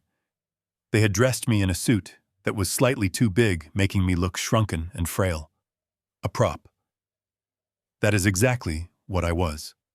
I was a prop in the grand theater of my son's delusion. Lucas had called this a retirement party, but as the guests began to arrive, I realized it was something much darker. These were not friends. These were not business colleagues from the financial district. I had spent 40 years in construction working in Chicago, and I knew how to spot men who made their living on the wrong side of the law. The men walking through the front door wore suits that were too shiny and watches that were too big. They didn't smile with their eyes. They scanned the room, checking the exits, checking the security, checking the value of the paintings on the walls. Lucas was bouncing between them, playing the perfect host. He was laughing too loud, pouring drinks with a shaking hand. He introduced me to a man named Mr. Varga, who had a scar running through his left eyebrow and a grip like a vice. "This is my father," Lucas said, clapping a hand on my shoulder. "The man who started it all. He has officially handed over the empire to me today." "Isn't that right, Dad?" I looked up at Varga. I let my jaw go slack. I blinked slowly like a man trying to process a simple question. "Fishing," I mumbled. "Are we going fishing, Thomas?" Varga looked at Lucas with dead shark eyes. "He is completely gone, isn't he?" Lucas nodded vigorously. "Totally senile. Doesn't know what day it is. But the signature on the power of attorney is fresh and verified. The bank transfer is scheduled for 9 o'clock. Varga leaned down close to my face. "I could smell cigars and gun oil," Good Varga said. "Because if that money does not hit my account at 9 o'clock, Lucas, you are going to wish your father had taken you fishing one last time." Lucas swallowed hard. "It will be there. Guaranteed." They moved away, leaving me alone in my corner. I watched Patricia. She was standing by the piano holding a glass of wine with both hands. She was drinking it like it was water. She looked beautiful in her evening gown, but her eyes were glassy. She was numbing herself. She was drowning the voice in her head that was screaming that this was wrong. She caught my eye once and quickly looked away, staring down into her red wine, as if the answers to her sins were at the bottom of the glass. I needed to move. I needed to get closer to the hallway where the bedrooms were. Earlier I had seen Monica slip away toward the master suite, and my gut told me she wasn't just powdering her nose. I fumbled with the joystick on the electric wheelchair. I made it look like an accident, a spasm of an old man's hand. The chair jerked forward, then spun left. "Whoops," I muttered to no one in particular. I navigated slowly along the wall, avoiding the clusters of thugs holding champagne flutes. I made my way to the corridor that led to the powder room and the master bedroom. The music from the live jazz band drowned out the sound of the wheelchair's motor. I parked myself just outside the powder room door, which was cracked open an inch. I slumped forward in the chair, chin to my chest, looking for all the world like I had fallen asleep. Inside the room, I heard Monica's voice. She wasn't speaking in the sugary tone she used with me, or the nagging tone she used with Lucas. Her voice was sharp, cold, and calculating. "Yes, he is doing it tonight," she was saying. "No, he has no idea. He thinks we are paying off the debt and then living happily ever after with the leftovers." There was a pause as she listened to the person on the other end of the line. "Don't be stupid, baby," she hissed. "I can't leave him yet. If I divorce him now, I get half of the debt. I have to wait until he transfers the old man's millions to Varga. Once the debt is cleared and the rest of the money is in Lucas's clean account, that is when I make the move." My heart hammered against my ribs. I kept my breathing shallow. "I have it all planned," she continued. "I have the videos of him screaming. I have the records of his gambling. The day after the money clears, I am filing a police report. I am going to say he forced me to go along with it.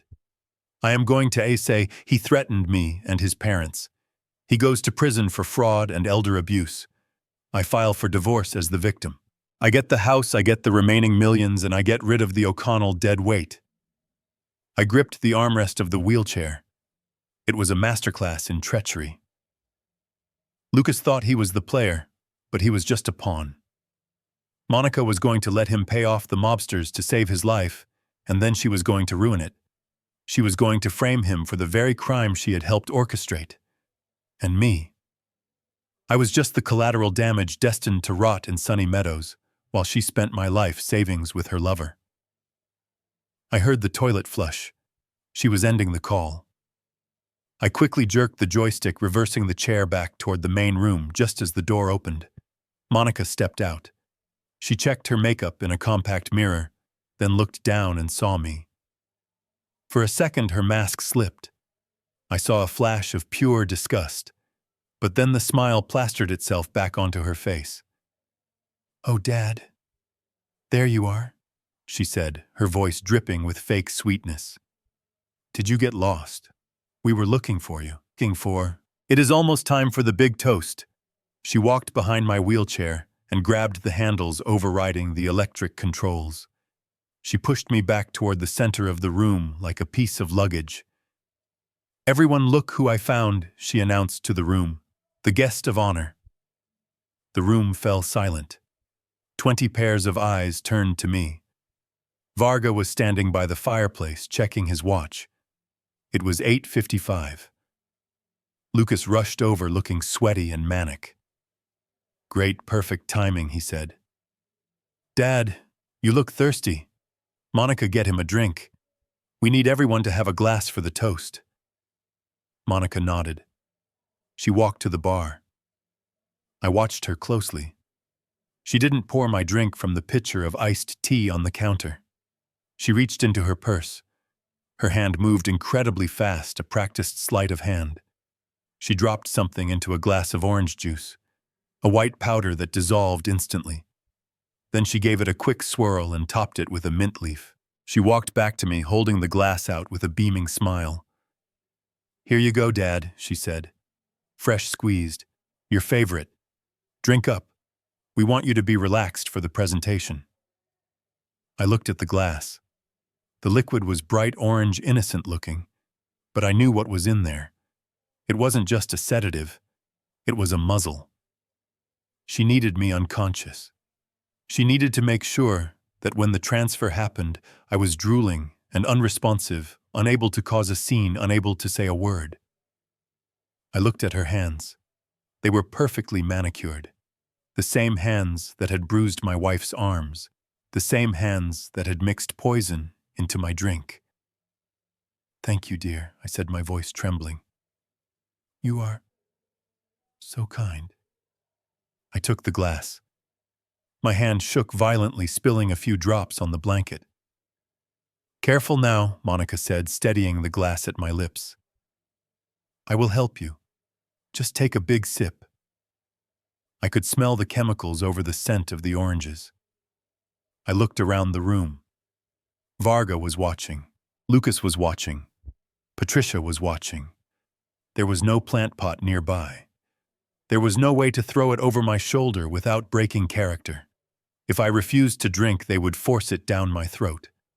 If I drank it, I would be asleep in 10 minutes, and I would miss the moment I had been waiting for. I felt the cold glass touch my lip. Monica tilted it. I opened my mouth. I had to make a split-second decision. I had to create a disaster to avert a catastrophe. I let the liquid flow into my mouth, but I didn't swallow. I held it there for a fraction of a second, and then I let my body go into a full convulsion. I jerked my head back violently. I flailed my arms. I coughed, creating a spray of orange juice that exploded outward, covering Monica's expensive silk dress. The glass flew from my hand and shattered on the marble floor. I slumped forward in the chair, gasping for air, making a terrible choking sound. "Oh my God!" Lucas screamed. "He is choking!" Monica shrieked, looking down at her stained dress. "You stupid old fool, look what you did!" Varga took a step forward, his hand going inside his jacket. I kept coughing, my face turning red. I wasn't choking. I was laughing on the inside. But to them, it looked like the end. "Get him some water," Lucas yelled, running over. "Don't let him die yet. Not before 9 o'clock. In the chaos, I wiped my mouth with my sleeve. I hadn't swallowed a drop. I was awake. I was alert. And I was ready for the main event. The commotion around my fake choking episode settled down quickly once I pretended to catch my breath and waved everyone away. Monica was furious about her dress, muttering curses as she stomped off to the bathroom to clean the stain. Lucas looked relieved that his golden goose hadn't expired before the deadline. He patted me on the back a little too hard, his hand damp with sweat. "You scared us, Dad," he hissed in my ear. "Pull it together. 5 more minutes." He straightened his tie and walked to the small stage that had been set up at the front of the room. A spotlight hit him, and he transformed instantly. The sweaty, desperate man vanished, replaced by the charismatic entrepreneur he had always pretended to be. He tapped the microphone, the feedback whine cutting through the murmur of the crowd. "Ladies and gentlemen, thank you for being here tonight," Lucas announced, his voice booming. "This is a historic evening for the O'Connell family." I sat in my wheelchair, dabbing at my mouth with a napkin, watching the room through lowered eyelids. My peripheral vision was scanning for Simon Rossi. I spotted him near the kitchen entrance. He wasn't wearing a suit. He was dressed in a white waiter's uniform, holding a tray of empty champagne flutes. It was a brilliant disguise. Nobody looks at the help. Nobody suspects the man clearing the glasses is holding a federal warrant in his back pocket. Next to him were 2 other men in similar uniforms. They were big, broad-shouldered men who moved with the distinct, controlled grace of law enforcement. They were watching Varga. They were watching the exits. Lucas continued his speech. "For 40 years, my father built a legacy with his bare hands. He started with a single truck and a toolbox. Today, that legacy evolves. Today, my father has graciously and with full confidence handed the reins of the O'Connell estate and future investments over to me." Applause rippled through the room. It was polite, hollow applause. Varga didn't clap. He just stared at Lucas, his arms crossed, waiting for the money, not the speech. Lucas gestured toward me. "Dad, I promise to honor your trust. I promise to take what you built and launch it into the stratosphere." He flashed a winning smile at the crowd, but his eyes were dead. He walked over to a small podium where a laptop was set up, connected to the massive flat-screen TV on the wall behind him. "And to demonstrate our commitment to our new partners," Lucas said, nodding significantly at Varga, "we are going to initiate the first transaction of this new era right now. A gesture of good faith." He typed in his password. The screen on the wall mirrored his laptop. We saw the banking interface appear. It was my bank, my account numbers. The balance was displayed in bold black numbers, $4,200,000. A collective gasp went through the room. For the loan sharks and con artists in attendance, it was like smelling blood in the water. Lucas's fingers flew across the keys. "I am initiating a transfer of $50,000 to our strategic consulting partner, Varga Enterprises." Lucas narrated, trying to make a payoff to a mobster sound like a legitimate business deal. He entered the routing number. He entered the account number. He entered the amount. 50,000. I gripped the armrests of my wheelchair. This was it. The moment of truth.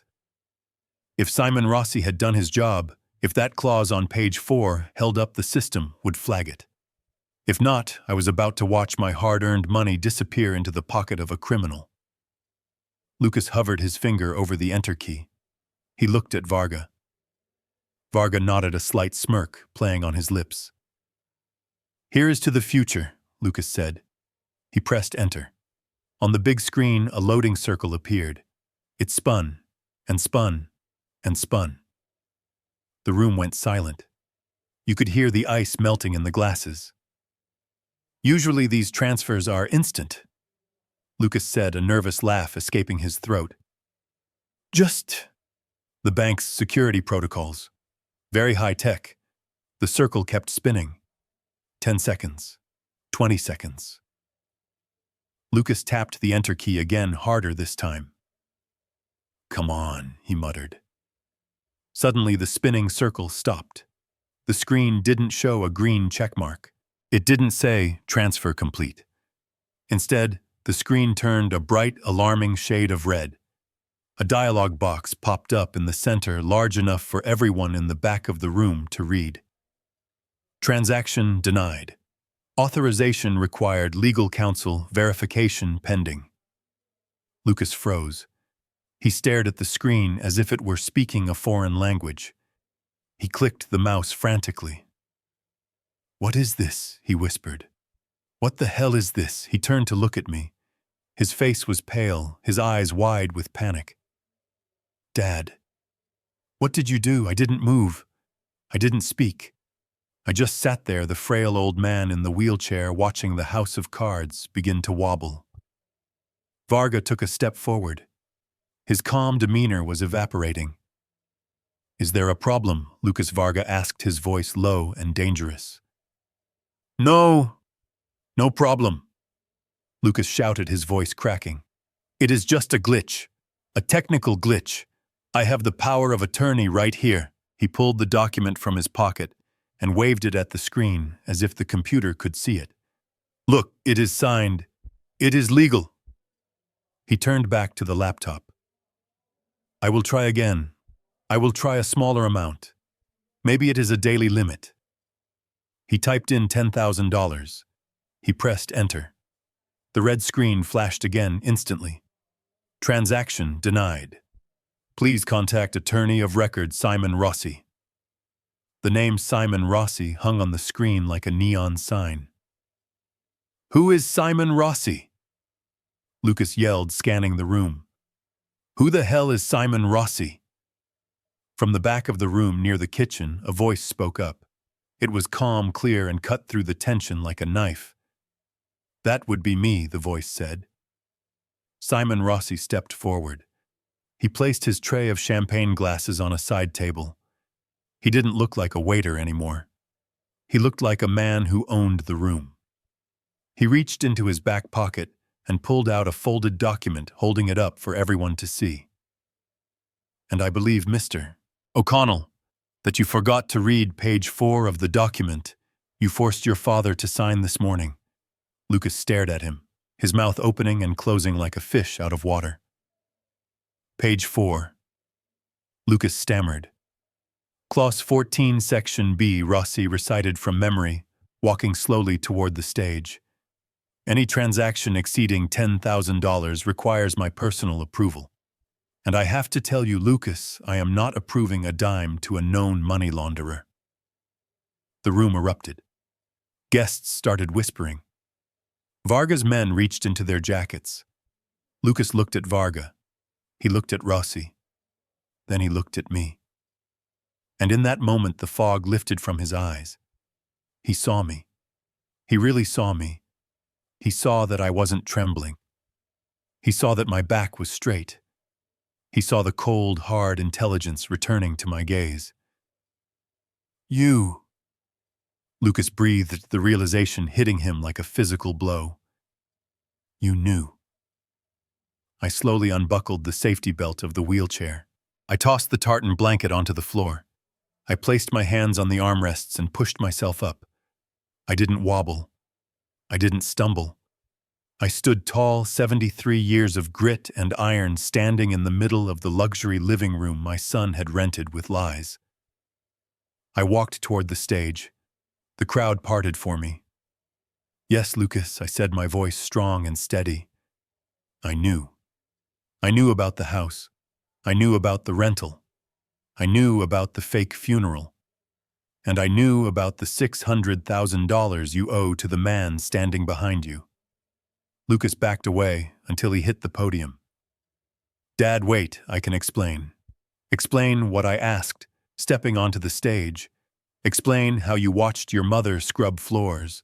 Explain how you planned to lock me in a warehouse to die." "No, son. The explaining is over." I turned to look at Varga. "Mr. Varga," I said, "I suggest you leave. My son doesn't have your money, and he never will." Varga laughed. It was a cold, ugly sound. "You think a piece of paper stops me, old man? I will take it out of his skin." Rossi stepped up beside me.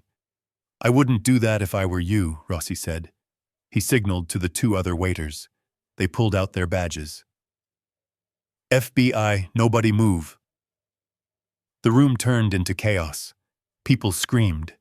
Varga's men hesitated, then raised their hands as more agents burst through the front door, weapons drawn. But amidst the noise and the shouting, I only had eyes for my son. Lucas was slumped against the wall, sliding down to the floor. He was crying. Not tears of remorse. Tears of terror. He looked at me, pleading. "Dad, please," he sobbed. "Don't let them take me. I am your son." I looked down at him. I saw the little boy I used to carry on my shoulders. But then I saw the man who had laughed, while his wife mixed poison into my orange juice. I leaned down close to him. "You are not my son, Lucas," I whispered. "You are just a bad investment I finally decided to liquidate." I turned my back on him as the handcuffs clicked around his wrists. And that was when I saw Monica. She was trying to sneak out the back door near the pool, but she stopped when she saw the police blocking the exit. She turned, looking for a place to hide, looking for a victim to blame. Her eyes landed on Patricia. Patricia was still standing by the piano, frozen in shock. Monica ran to her. She grabbed Patricia's arm. "Tell them," Monica screamed, shaking my wife. "Tell them it was all your idea. You told us to do it. You said he was senile." Patricia looked at Monica. Then she looked at me. And for the first time in years, I saw a spark of something in her eyes. It wasn't love. It was survival. "Get your hands off me," Patricia said, shoving Monica away. And then the screen on the wall changed again. The red warning box disappeared. Rossi had plugged a USB drive into the laptop. A video started playing. It was the video from the iPad. The video of Patricia on her knees scrubbing the floor while Monica and Lucas laughed at her. The entire room, including the police, stopped to watch. The cruelty was so raw, so undeniable, it silenced everyone. Monica stared at the screen, her face draining of color. That is fake," she shrieked. "That is a—" But nobody was listening. The truth was 10 feet tall and playing in high definition. I walked over to Patricia. I stood next to her as we watched the video of her humiliation. "I am sorry, Patty," I said softly. She looked at me, tears streaming down her face. "Sorry for what? For saving the money?" "No," I said. "Sorry that I didn't come sooner." I watched as the police led Lucas and Monica away. They were shouting at each other, blaming each other, their marriage dissolving into hatred in the back of a squad car. The party was over. The guests were being questioned. Varga was in cuffs. I was left standing in the ruins of my family, with $4 million in the bank, and an empty hole in my heart, where my son used to be. But as I looked out the window at the lights of Phoenix, I took a deep breath. The air was still hot, but for the first time in 3 days I could breathe. The weight was gone. The demolition was complete. Now it was time to clear the debris. The air in the room was so thick with tension, you could almost taste it like copper and ozone. On the giant screen behind Lucas, the red warning box was pulsing like a heartbeat, each flash illuminating the terrified faces of the guests. Transaction denied. Reported for elder fraud. The words were not just an error message, they were a verdict. Lucas stared at the screen, his mouth opening and closing like a fish pulled from the water. He clicked the mouse frantically, his knuckles white sweat dripping from his forehead onto the keyboard. "It is a mistake," he stammered, his voice cracking. "Just a system error. I will call the bank.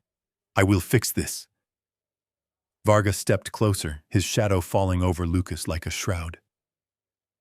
"You have 30 seconds to fix it, Lucas," he said, his voice low and devoid of any humanity. "Or I will fix you." But Lucas could not fix it, because the system was not broken. It was working exactly as I had designed it. I sat in my wheelchair in the center of the room, the tartan blanket still draped over my legs. Everyone had forgotten about me. To them, I was just a piece of furniture, a prop in Lucas's grand play. But now it was time for the prop to come to life. I reached down and unbuckled the safety strap across my waist. The click was soft, but in the silence of the room it sounded like a gunshot. Lucas looked at me, confusion clouding his panic. "Dad, what are you doing?" Sit still. I did not sit still. I grabbed the blanket with both hands and threw it onto the floor. It landed in a heap, revealing my legs strong and steady. I placed my hands on the armrests and pushed myself up. I did not struggle. I did not wobble. I stood up to my full height of 6 feet, my back straight, my shoulders squared. The trembling old man was gone. Harrison O'Connell, the man who built skyscrapers and stared down union bosses, had returned. I took a step forward, then another. The crowd parted for me, their eyes wide with shock. It was as if a ghost had walked out of a grave. Lucas backed away until he hit the podium. "Dad," he whispered, you can walk." I walked right up to the stage, my footsteps heavy and deliberate on the marble floor. I looked my son in the eye, and for the first time in days, he saw the fire that burned behind my gaze. "I can walk, Lucas," I said, my voice booming through the room without need of a microphone. "I can talk, and I can read page 4 of a contract." "Page 4, Lucas repeated, his face pale as ash. "Clause 14, Section B. I recited, my voice cold and hard as steel. "Any transaction exceeding $10,000 requires verbal confirmation from my attorney. And I do not think Mr. Rossi is in a confirming mood tonight." I pointed to the back of the room where Simon Rossi stood holding up his badge. Lucas looked from me to Rossi, then back to the screen. The realization hit him like a physical blow. "You knew," he breathed. "You knew the whole time." I stepped onto the stage, looming over him. I knew everything I said. I knew about the fake house. I knew about the rental. I knew about the funeral shrine you built while I was still breathing. And I knew about the $600,000 you owe to this piece of filth standing behind you. I gestured to Varga without even looking at him. Varga's hand twitched toward his jacket, but he froze when he saw the red laser dots of the police snipers dancing on his chest. Lucas shook his head, tears streaming down his face. "No, Dad, please. I did it for us. I did it to save the family. Save the family." I roared, the anger I had suppressed for days finally exploding. "You call this saving the family, watching your mother scrub floors on her knees, poisoning your father's drink so he would be asleep while you robbed him blind." I reached into my pocket and pulled out the USB drive I had taken from Elena. I shoved it into the laptop. "Let's show your guests what kind of family man you really are," I said. I hit play. The red warning screen disappeared, replaced by the video from the iPad. The sound of Monica's cruel laughter filled the room, amplified by the expensive speakers. On screen, Patricia was on her knees scrubbing Monica's sneakers, looking broken and defeated. The guests gasped. Some covered their mouths. The veneer of luxury and success that Lucas and Monica had built was stripped away, leaving only the ugly, rotting truth beneath. Monica screamed from the side of the room. "Turn it off! That is fake! That is AI!" I ignored her. I clicked the next file. An audio recording played. It was Patricia's voice, trembling and weak, confessing to her sister.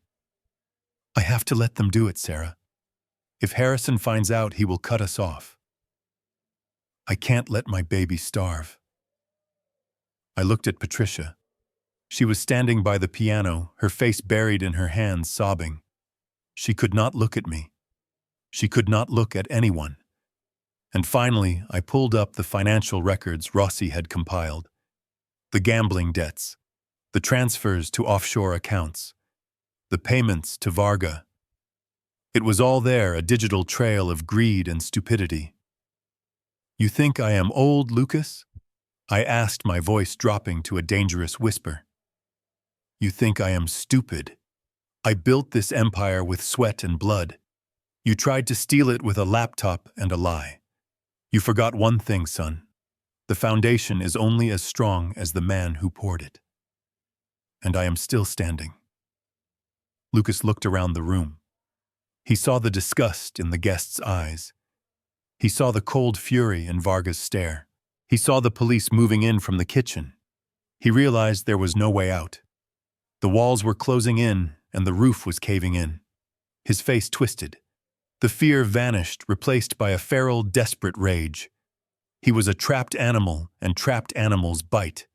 "You ruined everything," he screamed, spittle flying from his mouth. "You selfish old bastard! You should have just died! Why didn't you just die?" His hand shot out and grabbed a silver fruit knife from the banquet table next to him. It was small, sharp, intended for slicing pears, but in his hand it looked like a dagger. "Lucas, no!" Patricia screamed. He didn't listen. He lunged at me. He moved fast, fueled by adrenaline and madness. The blade caught the light as he slashed it toward my chest. I didn't flinch. I didn't step back. 40 years on construction sites had taught me one thing. When something falls, you don't run. You brace for impact. I caught his wrist mid-air. My grip was iron. His was sweaty and weak. I squeezed, twisting his arm back until I heard the bone pop. He screamed, dropping the knife. It clattered to the floor, spinning harmlessly away. I pulled him close, so close, I could smell the fear on him. "I gave you life, Lucas," I whispered in his ear. "And tonight I am taking it back. Not your blood, but your freedom, your future. Everything you thought you were entitled to. It is gone." I shoved him away. He stumbled back, falling into the arms of the police officers who had rushed the stage. They slammed him against the wall, handcuffs clicking around his wrists. Varga was already on the ground, 3 officers on top of him. Monica was trying to crawl under a table, but a female officer dragged her out by her expensive hair extensions. The room was chaos. Blue lights flashed through the windows. Radios crackled. But I stood still in the center of the storm. I adjusted my cuffs. I smoothed my jacket. I looked at Patricia. She lowered her hands, her face a mask of tear-streaked ruin. She took a tentative step toward me. "Harrison," she choked out. I held up a hand. "Stop." She froze. "Don't come any closer," I said. "You made your choice, Patty. You chose the lie. You chose him." I pointed to Lucas, who was being dragged out the door, screaming obscenities at me. "Go with him," I said. "Go be a mother to your baby. He is going to need someone to put money on his commissary books, because it won't be me." I turned my back on her. I walked off the stage, past the shocked guests, past the overturned wheelchair, past the shattered glass of poisoned orange juice. I walked out the front door into the cool desert night. The air smelled of sagebrush and justice. I took a deep breath, filling my lungs. I was alone. My family was gone. My wife was a stranger. My son was a convict. But as I looked up at the stars, I didn't feel empty. I felt light. The weight of the lies was gone. I walked to my truck, climbed in, and started the engine. It roared to life, a steady, reliable sound. I put it in gear and drove away, leaving the wreckage in my rearview mirror. I didn't know where I was going next. Maybe Florida. Maybe Mexico. Anywhere but here. And for the first time in a long time, the road ahead was wide open. The chaos in the room began to subside, replaced by the clinical efficiency of the law. I stood near the shattered remains of the glass on the floor, watching as the officers hauled my son to his feet. Lucas was weeping openly now, his face a mask of snot and tears. The arrogance that had defined him for 38 years had evaporated, leaving behind a terrified child who finally realized that no amount of tantrums could fix what he had broken. He looked at me as they marched him toward the door. "Dad, please," he wailed. "I am sorry. I didn't mean it. It was just money. We can fix this." I didn't answer him. I didn't even blink. I just watched as the handcuffs bit into his wrists. Behind him, Monica was being dragged out, kicking and screaming. She was shouting legal threats, claiming she knew judges, claiming she was a victim of coercion. But then Simon Rossi stepped forward, holding a small plastic evidence bag. Inside it was a swab he had taken from the floor where the orange juice had spilled. "Save your breath, Mrs. O'Connell." Rossi said, his voice cutting through her shrieks. The field test kit confirms high levels of benzodiazepines and opioids in the liquid. You didn't just try to sedate him. With his heart condition, that dosage would have stopped his heart within an hour. You are not being arrested for fraud. You are being booked for conspiracy to commit murder. Monica went silent. The color drained from her face as the reality of a life sentence crashed down on her. She stopped fighting and let the officers drag her limp body out into the night. Then the room was quiet. The guests had been ushered out. The catering staff was packing up their equipment, trying to make themselves invisible. Varga and his thugs were already in a transport van. I was left standing in the center of the empty rental mansion with the only two people who mattered. Simon Rossi, who had saved my life, and Patricia, who had destroyed it. Patricia was standing near the fireplace, hugging her arms around herself. She looked small. The elegant evening gown she wore seemed like a costume from a play that had been canceled halfway through the second act. She was shivering even though the desert night was warm. I walked over to Rossi first. I extended my hand. "Thank you, Simon," I said. "You did exactly what you said you would do." Rossi took my hand, his grip firm and honest. "You did the hard part, Harrison. It takes a lot of courage to cut off a limb to save the body." He looked over at Patricia, then back to me. "Do you want me to stay for this part?" I shook my head. "No. This is family business, or what is left of it." Rossi nodded. "I will meet you at the precinct tomorrow to sign the final statements. The money is secure. Your accounts are locked down. Go get some sleep." He walked out, leaving us alone. I turned to Patricia. She was looking at the floor, unable to meet my eyes. I walked toward her, my footsteps echoing on the marble. I didn't stop until I was standing right in front of her. "Harrison," she whispered, her voice trembling. I didn't say anything. I just waited. She finally looked up. Her eyes were red-rimmed, swollen from crying. I didn't know about the poison," she stammered. "I swear to God, Harrison. I knew about the money. I knew about the fake house. But I didn't know she was going to kill you. You have to believe me." I looked at her, at the lines on her face that I had kissed 1,000 times over the last 40 years. I looked for the woman I had married, the woman I had built a life with. But she wasn't there. All I saw was a stranger who had bartered my life for her own comfort. "It doesn't matter what you knew, Patty," I said, my voice low and steady. "It matters what you did. You watched them humiliate me. You watched them steal from me. You stood there tonight and told me to sign my life away because you were afraid." "I was afraid for Lucas," she sobbed, reaching out to touch my arm. "He is our son, Harrison. He was in trouble. I just wanted to help him." I pulled my arm away as if her touch burned. "You helped him become a monster," I said. "You coddled him. You lied for him. And when he decided to serve me up to the wolves, you held the plate. You didn't choose your son, Patty. You chose the easy way out." She fell to her knees, weeping uncontrollably. "Please, Harrison. I have nowhere to go. They took everything. I don't have a car. I don't have any money. Please, just take me home. Take me back to Chicago. I will make it up to you. I will spend the rest of my life making it up to you." I looked down at her. A part of me, the old part, the part that was still a husband, wanted to help her up, wanted to tell her it would be okay. But then I remembered the video of her scrubbing Monica's floor. I remembered the text messages where she called me a rigid old man. "There is no home in Chicago," I said.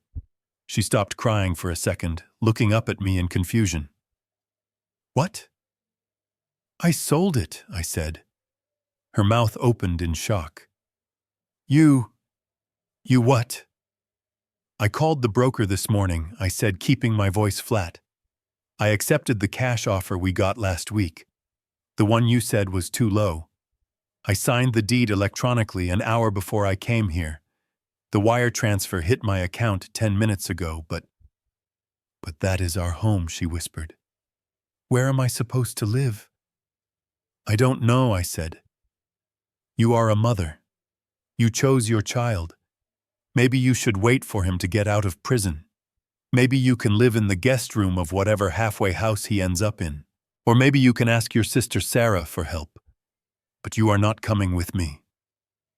I reached into my pocket and pulled out a single item. It was her wedding ring. I had found it on the nightstand in the hotel room earlier where she had taken it off to put on lotion.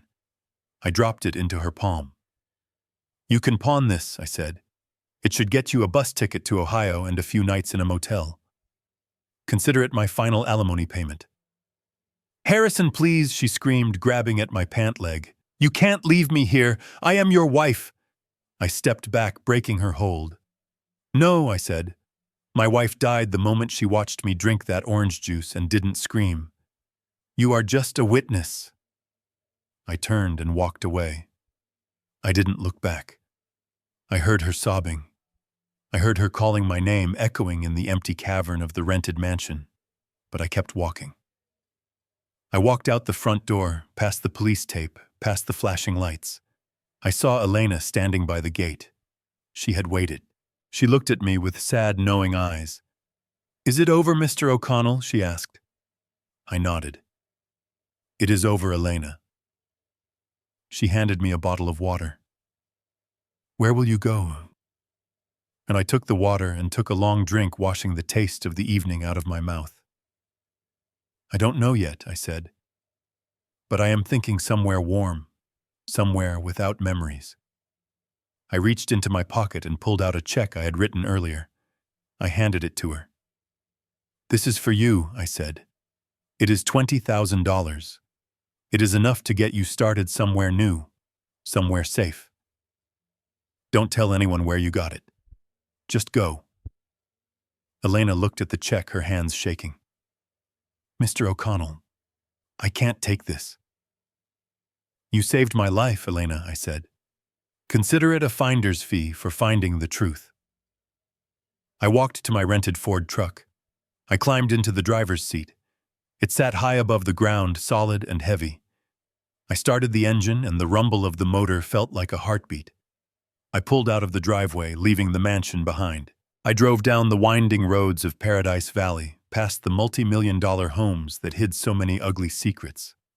I merged onto the highway heading south. I saw the sign for the airport, but I drove past it. I didn't want to fly. I wanted to drive. I wanted to feel the miles passing under my wheels. I wanted to see the country. I thought about Chicago. I thought about the cold winters. I thought about the house I had built with my own hands, the house that was now just another asset, liquidated and turned into numbers in a bank account. I felt a pang of sadness, but it was fleeting. I looked at the GPS. I typed in a new destination, Key West, Florida. It was a long drive, 2,000 miles. But I had time. I had money. And for the first time in 40 years, I had absolute freedom. I rolled down the window, letting the desert wind whip through the cab. I took a deep breath. They had tried to bury me. They had tried to erase me. But they forgot that I was the one who poured the concrete. I was the foundation. And now I was going to build something new. Just for me. The road stretched out ahead of me, illuminated by my headlights, cutting through the darkness. Blood is a powerful thing. It binds us. It connects us. But I learned the hard way that blood is not a contract for abuse. It is not a license to steal. And it is certainly not a reason to let someone destroy your dignity. If you are listening to this and you feel trapped by the people who are supposed to love you, remember this. You can walk away. You can rewrite the deed. You can change the locks. Because the only person you are truly obligated to take care of for the rest of your life is the one staring back at you in the mirror. I am Harrison O'Connell. I am 73 years old, and my life is just beginning. Goodbye, and good luck.